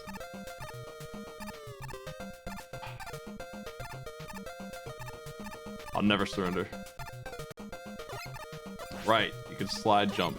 I forget that Mega Man 5 is not the only one that lets you do that. It's really nice. Buy yourself some bigger time because it thinks your slide gives you more ground to stand on. Coyote time.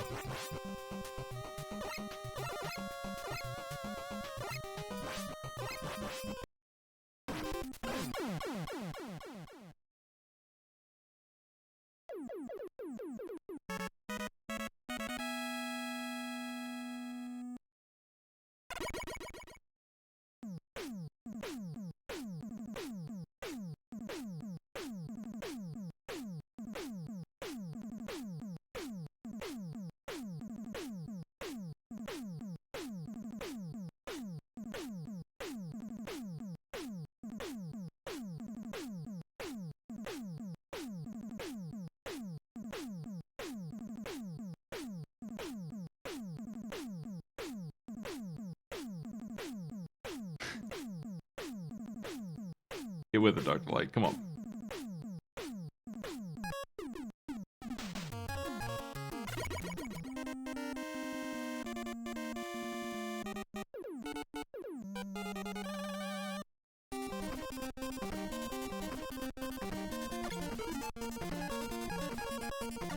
I'm good to just go because I am not going to do the Wily stages. Even though they're a lot better in this game now, with no flashing, way better. You won't have to look away when I fight the dragon. Unheard of.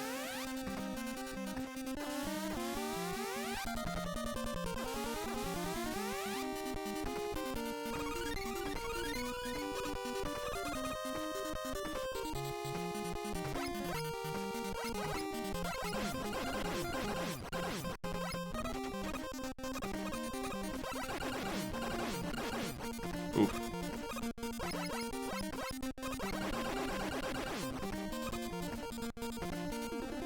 The fire effect is pretty interesting.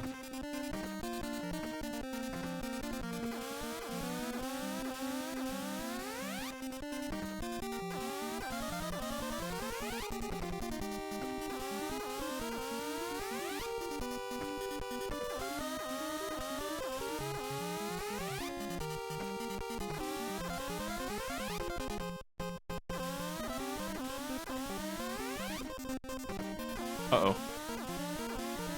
Okay, I'm good.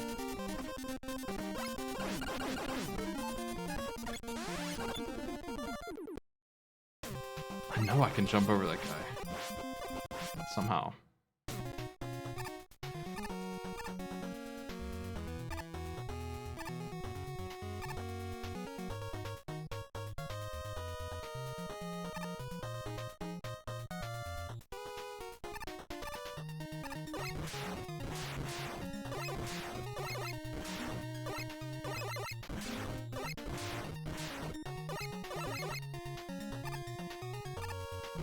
Mega Man 1 might not be done first this time, since it's Robot Masters only, even though there's only 6. I'm ahead of the curve here on this game. I just got Train Man and Wave Man to go. Depends on how much shuffling back into 1 they give me. It's on Heat Man right now, or Fireman, or whatever. Fireman. Almost done.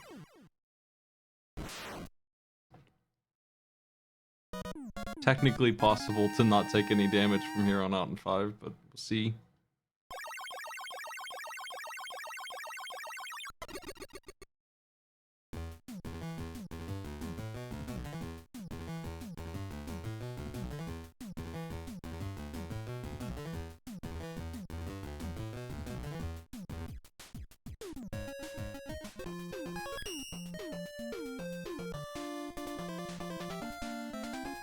What do you do in the 8 Masters race of Mega Man 2? Do you just do,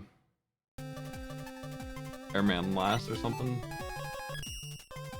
How do you avoid Dr. Light talking?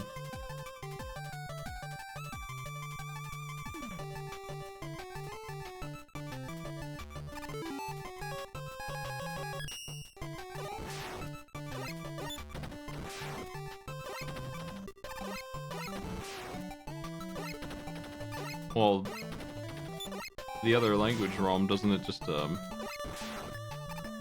less text?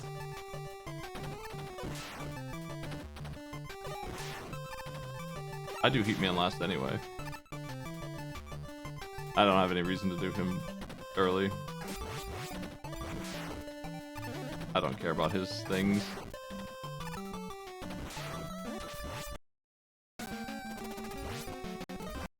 Ow, man. Ring Man is a menace. It's gonna be hard to beat him.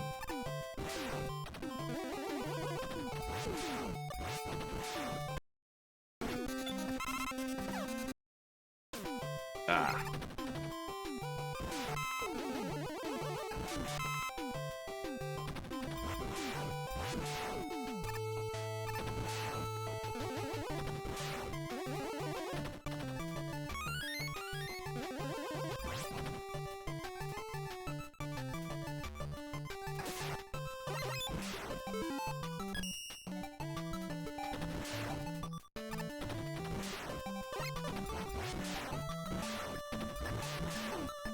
Yeah, I wouldn't, I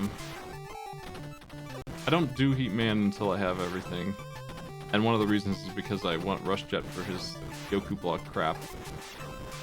I don't like that section. That maybe is one of the worst Yoku block sections in this series.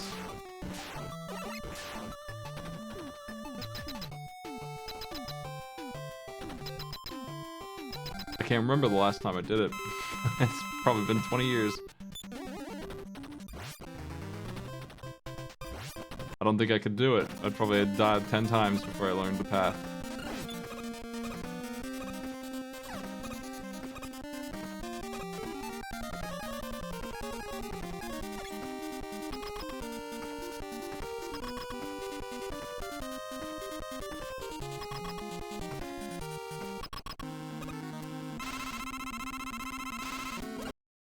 Ow.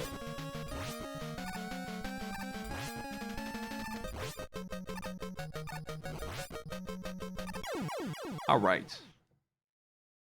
The way you need to fight him is not to full screen the room. I think that's the mistake I always make.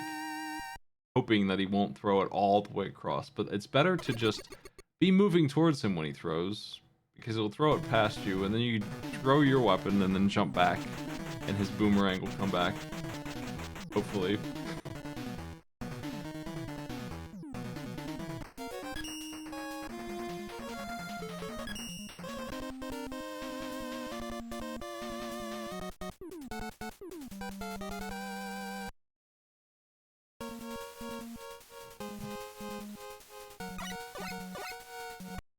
Yeah.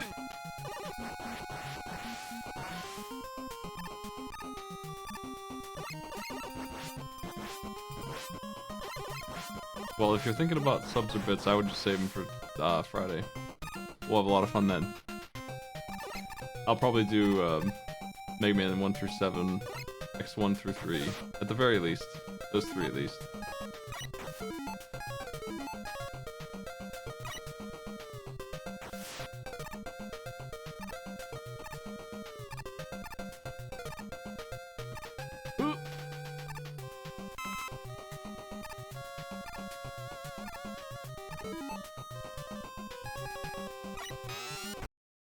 Missed.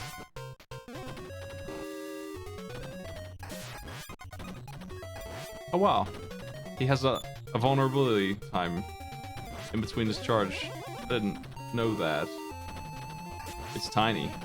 But for like maybe 5 frames, he's vulnerable, it looks like. Before he decides to charge in. Now.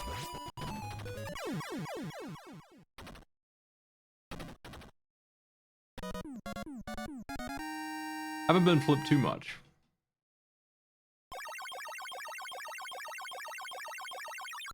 Enough to determine that it's working, at least.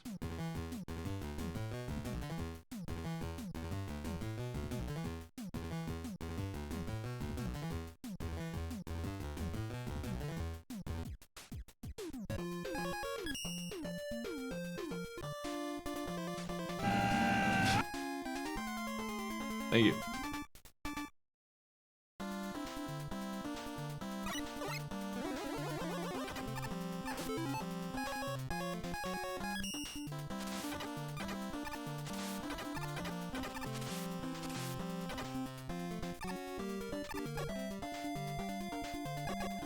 Perfect runs? What do you mean by that?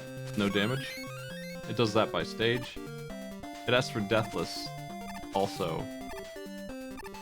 And typically it has one, it's always the worst one, where you take no damage for the entire boss rush. Always the worst one.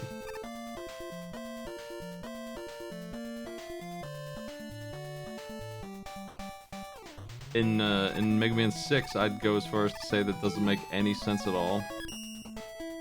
Based on what I know about those bosses, at least one of them is completely random, maybe 2, onto whether you can really get away with it or not. Ah, I missed my shortcut jump and ruined everything.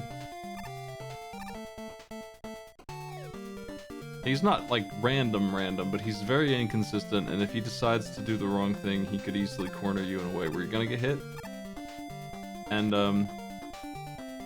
The other 7 bosses, there's like 3 or 4 of them that do the same thing to a lesser degree. So Mega Man 6, that achievement, that one achievement took me forever. It took me 6 hours maybe?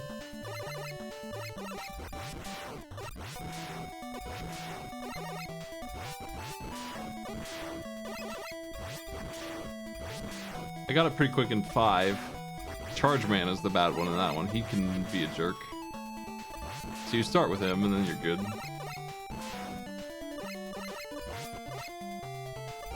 Charge Man, probably this guy next, Wave Man.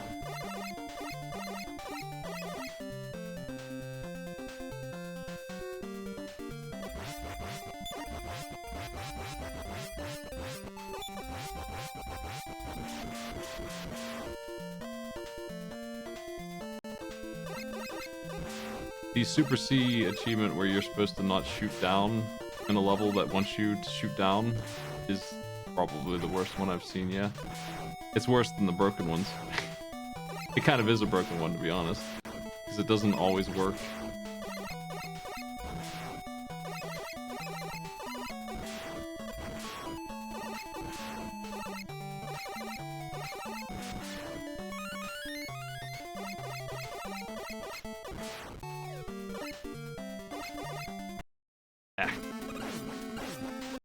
Man, quick man.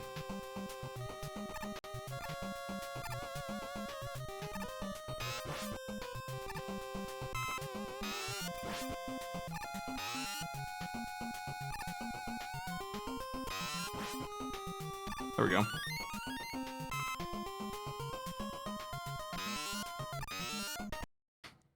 I can't believe they're shorter than Shadow Blade. Oh well.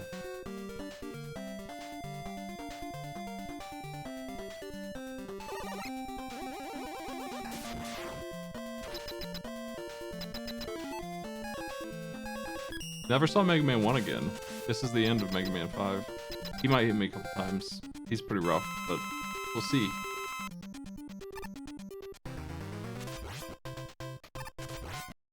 Ah, there we go. Magnet Beam Gravity. Got me.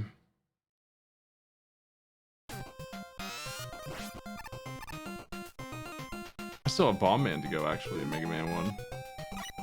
I forgot about that.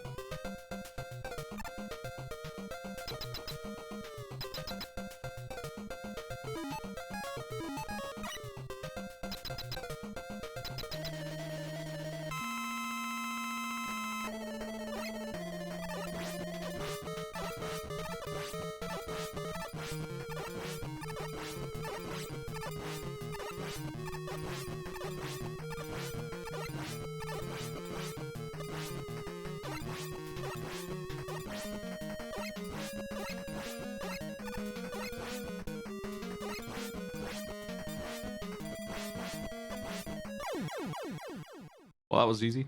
Gymnaman.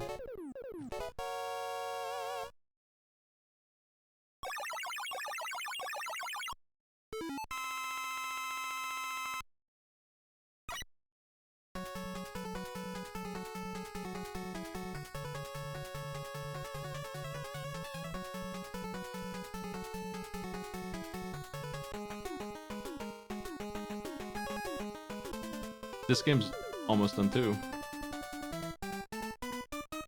I wonder how many swaps each one of them has, I guess is a thing. 35 here seems like a small number. But I did get flipped upside down on Mega Man 1 a couple times.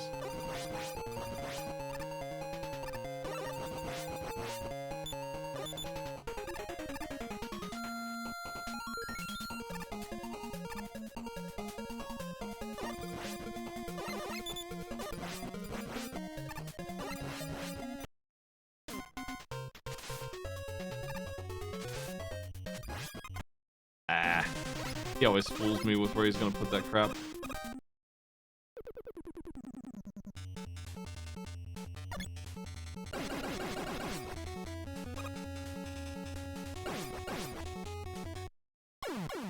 Come on. That sucked ass. That was not fair. Classic hoist.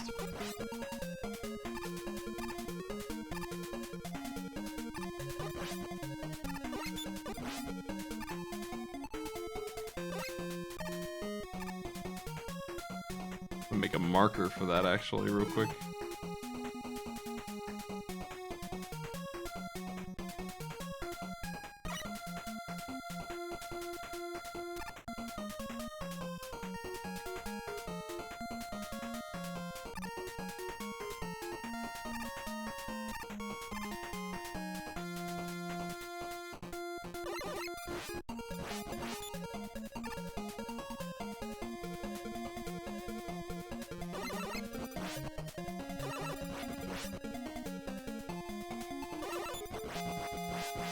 There we go.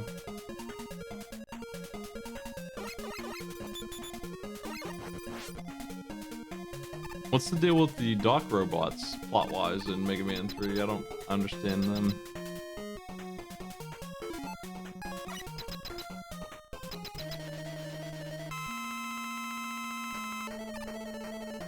What a bad shot. Terrible. He had my number, man. He just cooked me.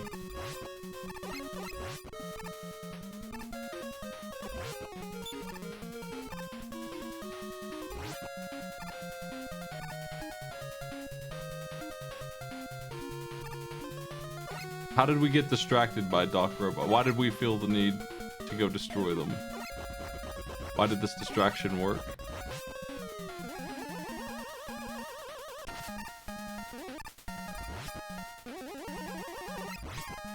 Oh shit. I gotta do Fireman's again. Love to see it. I got weapon energy falling on my head mid-jump, caused my dude to fall.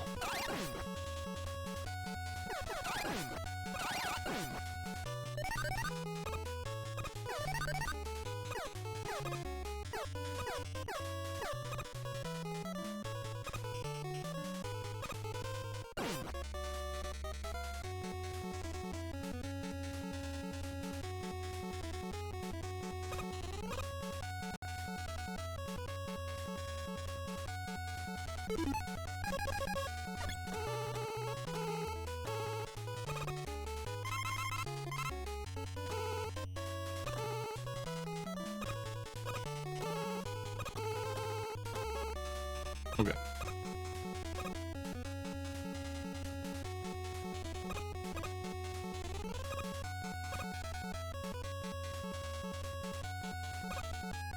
I think I should put the magnet beam away. They got me destroyed last time because I got hit while I was on it, and then when I came back I had this insane gravity fool.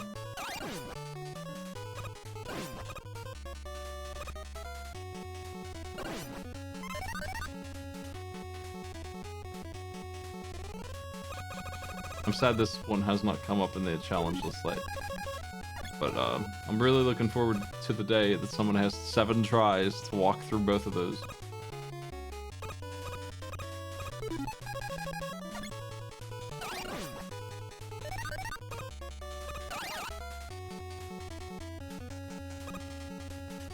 It's gonna be awesome. Probably should be on the tester's mind. It seems a little unfair to put that in there because I will get it in a little bit of time. I'll probably fail 5 or 6 times, but I think it's too much.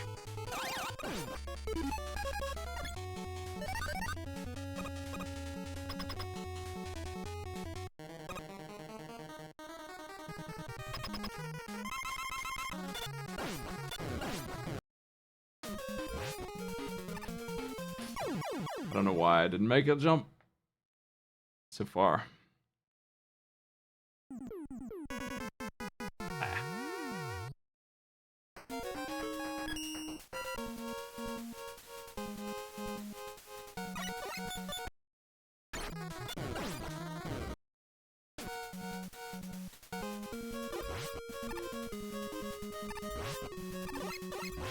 Seems like a good plan.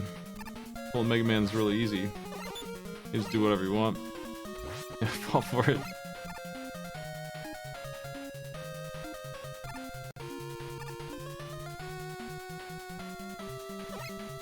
Oh, I have it in there as a Snelzer thing already.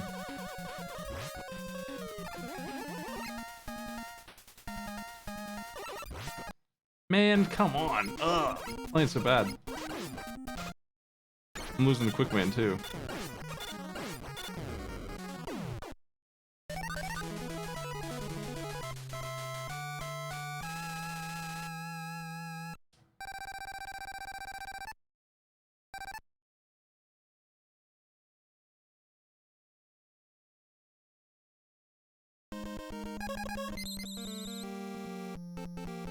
Last one, Mega Man 1.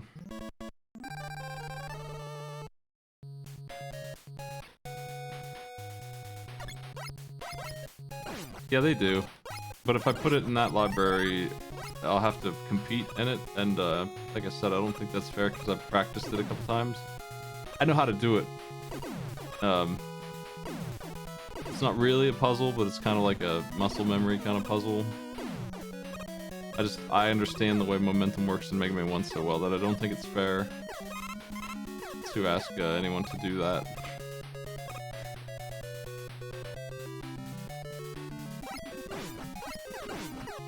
Oof. God, man. I knew I was not gonna make it as soon as that thing connected. Waveman is surviving. He really shouldn't have hit me that much.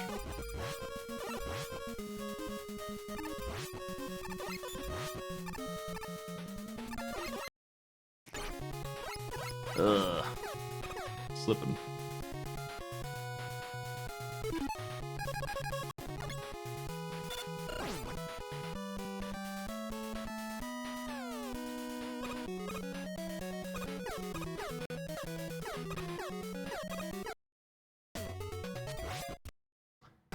He's so good with that, man. It's crazy good tracking. I can kill Quickman with the flash now. I just gotta get to it.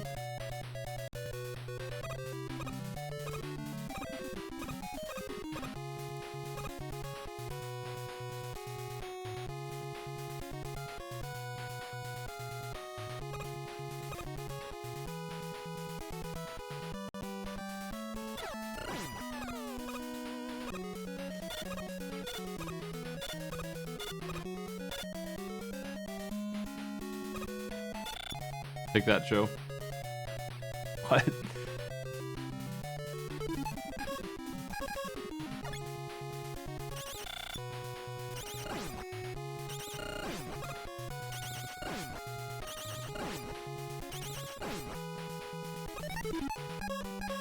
This is probably the end of one. It ended up beating Mega Man 5 just because I suck at Waveman today. I doubt Bomb Man's gonna hit me, so.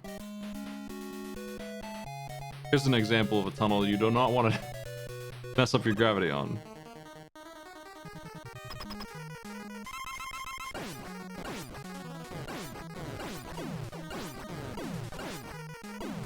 Ah, you got me. I was kind of just rushing him down.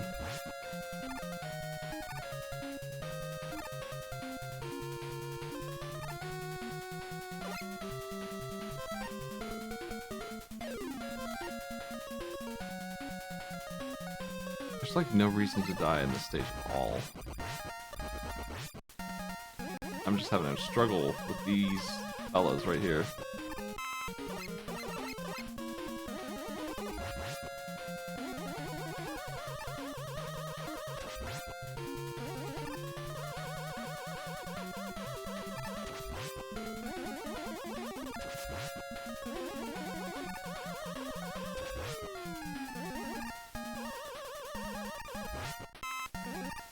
Okay.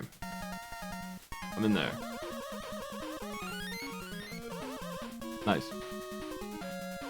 Checkpoint.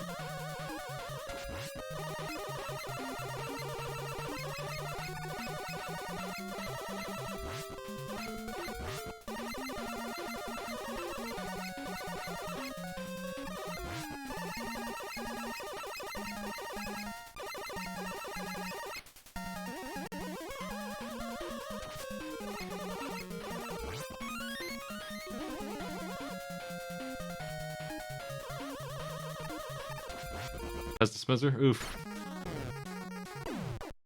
It's into Mega Man 1.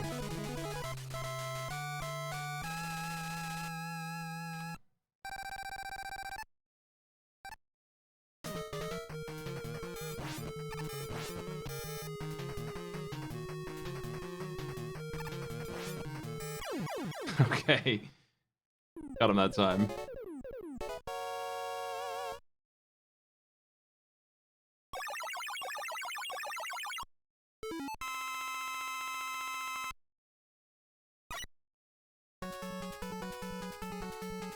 I'm so slow at Mega Man 4. I don't think those stages are longer, I just suck at it.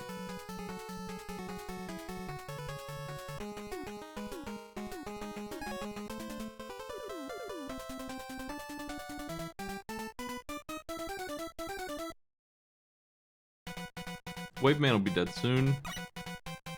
He's doing better than he should be, but he's not going to keep it up. I'll just E-tank, make sure I get him.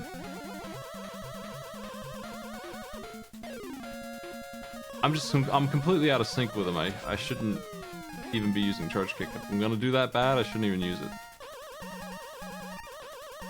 The problem is that Charge Kick doesn't work on his water for some reason. I don't know why, it just doesn't.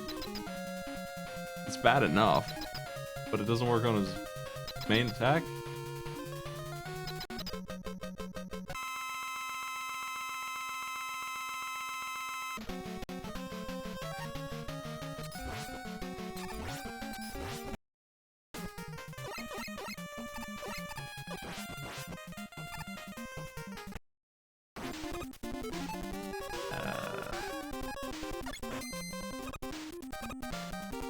Lucky that stopped the boomerang, because I think it would have got me.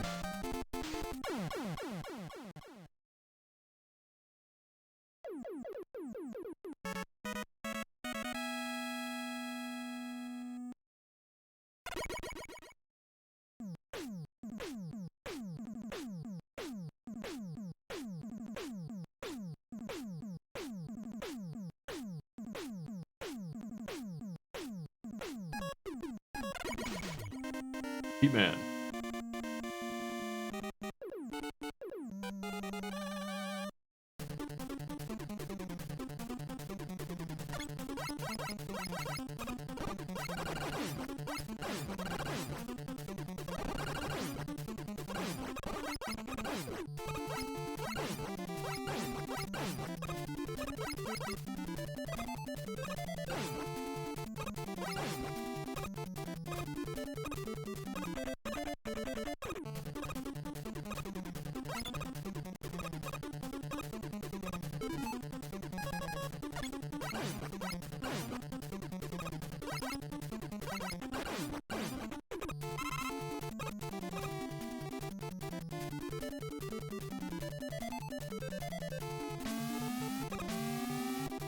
Damn.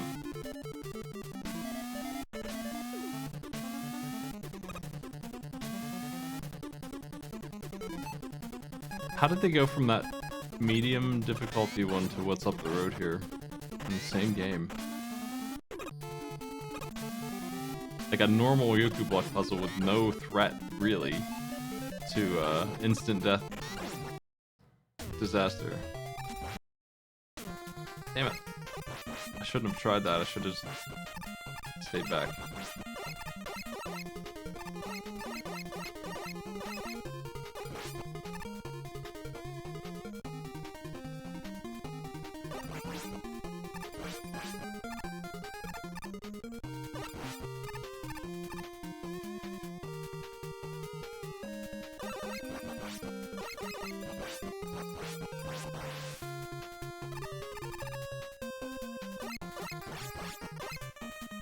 Ooh.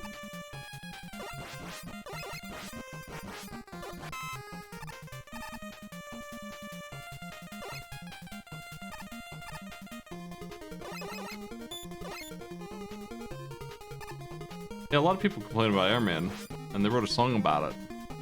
He-Man stage sucks. I don't really understand Airman being a hard fight. He dies pretty fast to the Buster, too. Some of his stuff's undodgeable, though.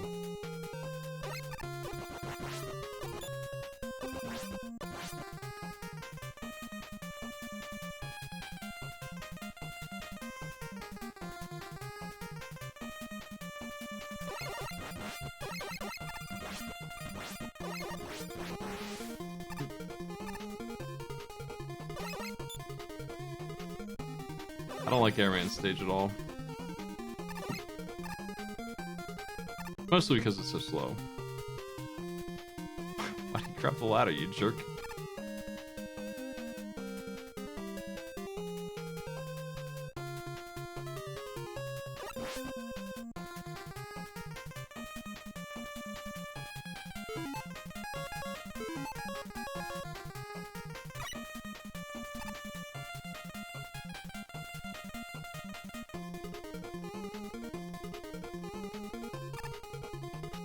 This is the end of Mega Man 3.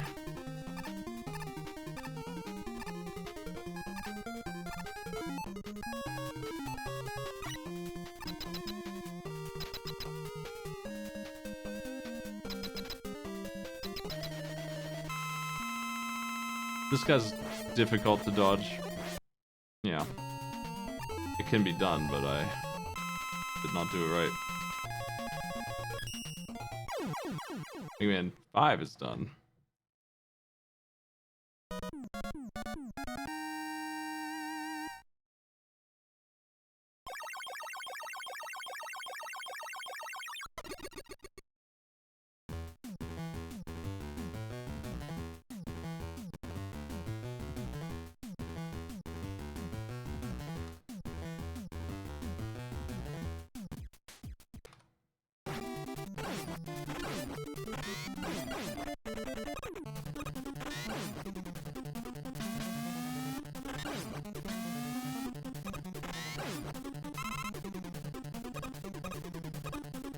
All right. This portion, yeah.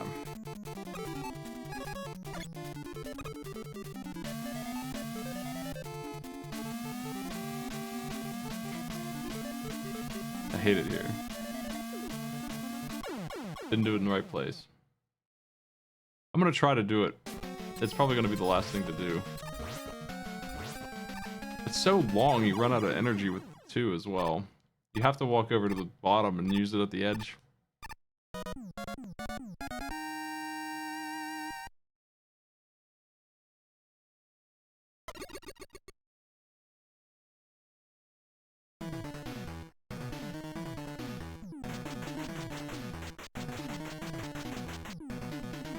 Five bosses to go. Heatman's hiding behind some Yoku blocks.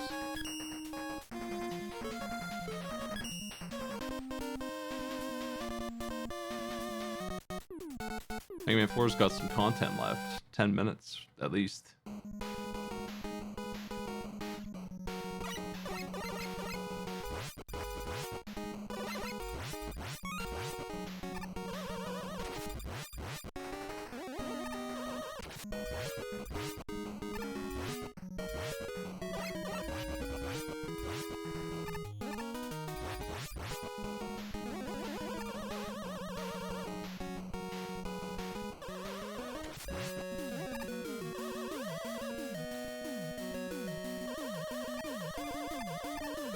Oop.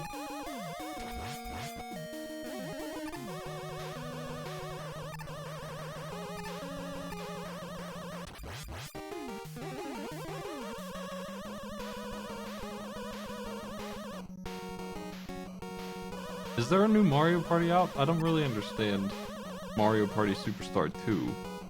Apparently it's a thing that came out 2 days ago.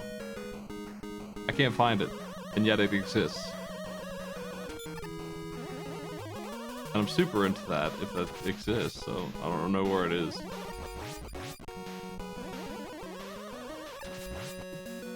We could do a cursed Mario Party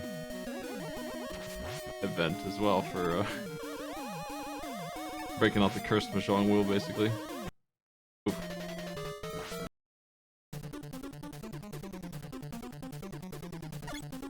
It's literally called Mario Party Superstar 2. Oh, shit. Might be dead there.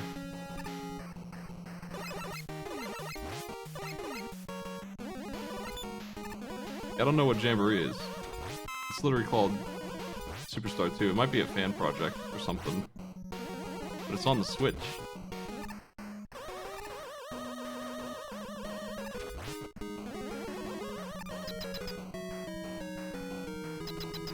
seems official.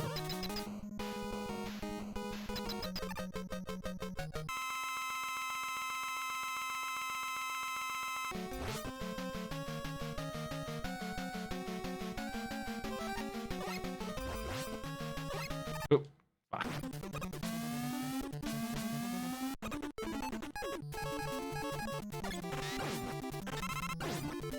Could collect energy, and probably should.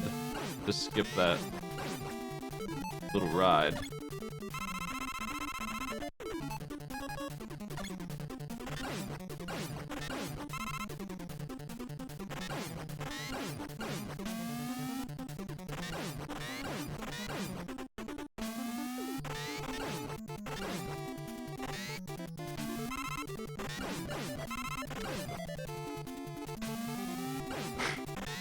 Gaming. This is the end of Mega Man 5 anyway. Or Mega Man 4.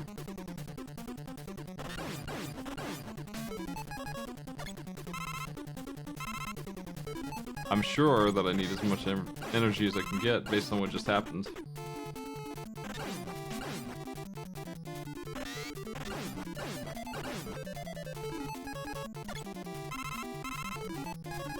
Yeah, I don't know.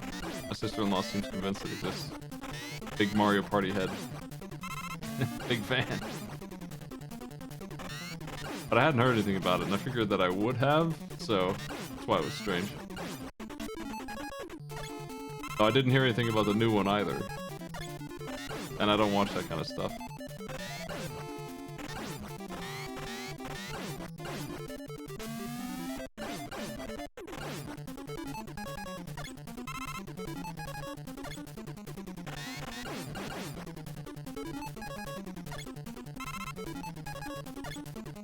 Alright, time to go.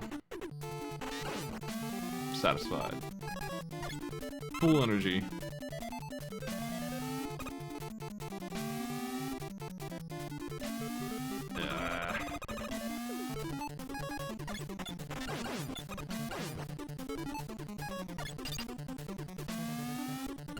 I'm desynced. Crash bombs.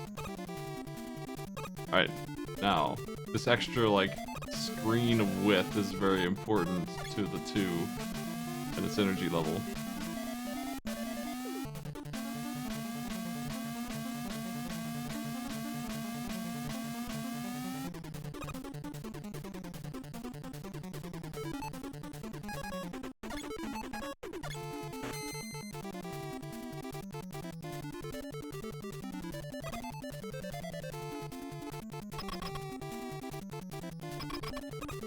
I guess I don't understand what it is, how it's on the Switch. You just put stuff on the Switch? Is it just like a mod? Probably a welcome one. There's some problems with Superstar, like the games that are just unlosable. That guy did not move when I shot him, that's weird.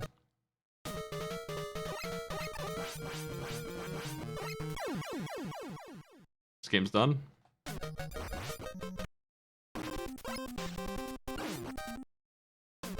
And he's just chilling over there.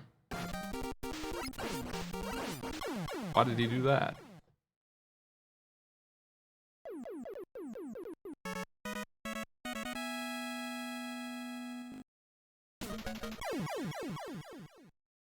Just this game now.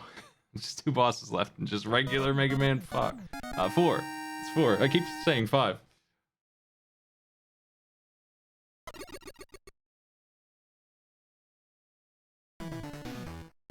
Yeah, I better check later.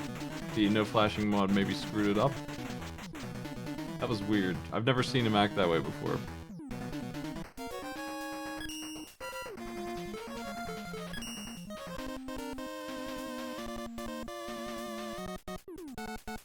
He's supposed to go across after he gets hit. You hit him once with anything. If he takes damage, he gets spooked and starts jetting across the screen in fire.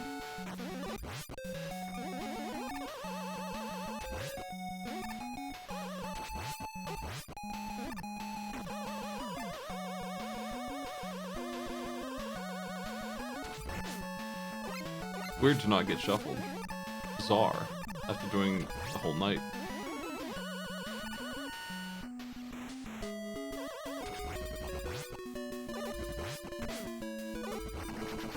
Well, if Heat Man is the casualty of no flashing, I think I'm willing to pay that price, but hopefully that's not the case.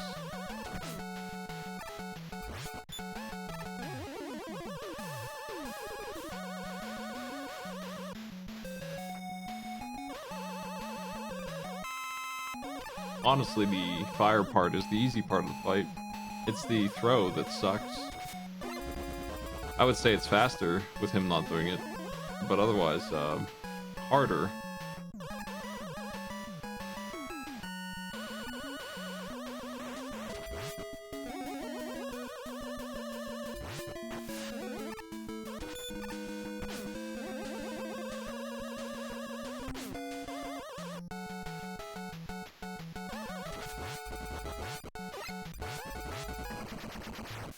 It's the wire down here that I don't need, so we're gonna skip it. Normally I would of course go get it, because it rules. Just don't super need it for Drill Man.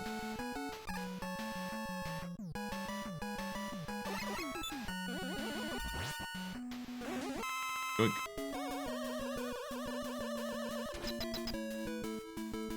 Yeah, I'm doing a test run tonight. It's kind of my night off anyway.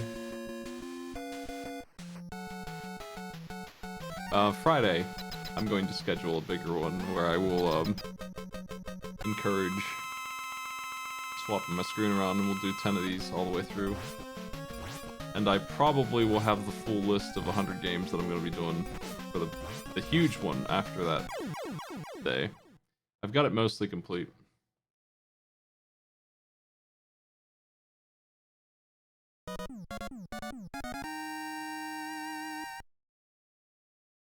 But it's taken 2.5 hours to do 5 games Robot Masters only. That's really slow. Considering I didn't really get swapped that much. Let's say. I feel like it's 15 minutes for Mega Man 1 and then 20 to 25 minutes for the rest.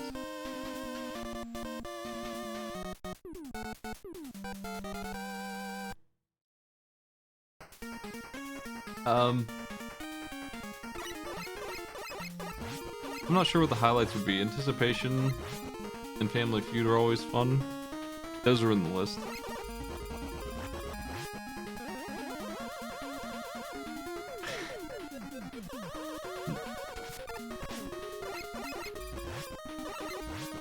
I'm not gonna put any ROM hacks in unless they are reasonable to beat. No bootlegs are as bad as those ROM hacks were. The bootlegs are better for beatability, so I'll put those in.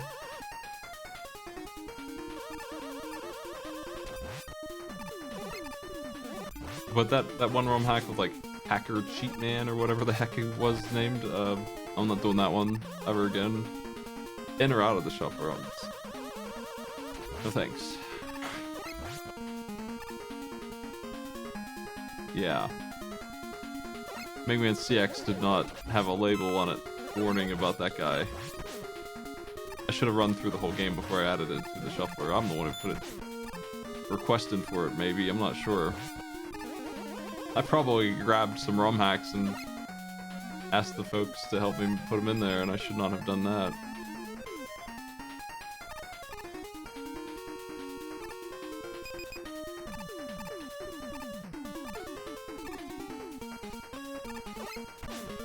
I do have a fix for Minus Infinity though. With the iframes up, we can add that one. So that one will be in there. That one's good. I'm happy to throw that one in.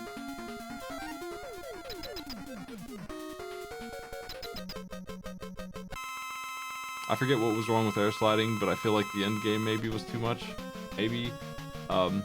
With Mega Man 5 as the basis for the game, that doesn't really bother me. Like I had no trouble with the air sliding mechanic, with Mega Man 5 being the core system of it. But I feel like it had some in-game nastiness, and I can't remember what it was.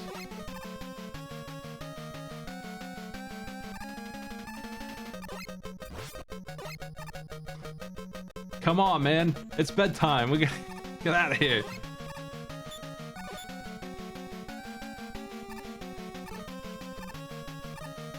This boss is dumb.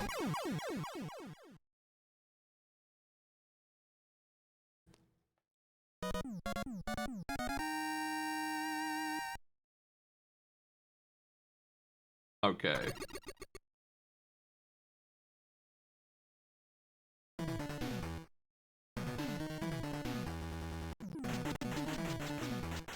Confirmed. Complete.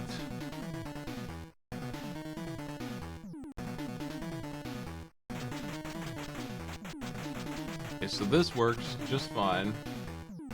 I think it's neat. Neat little effect. Let's see about the control swapping being a little bit more automatic.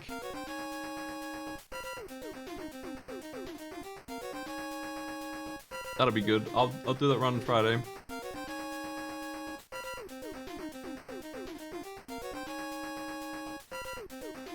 Let's change the music here. Thanks for joining me, everybody.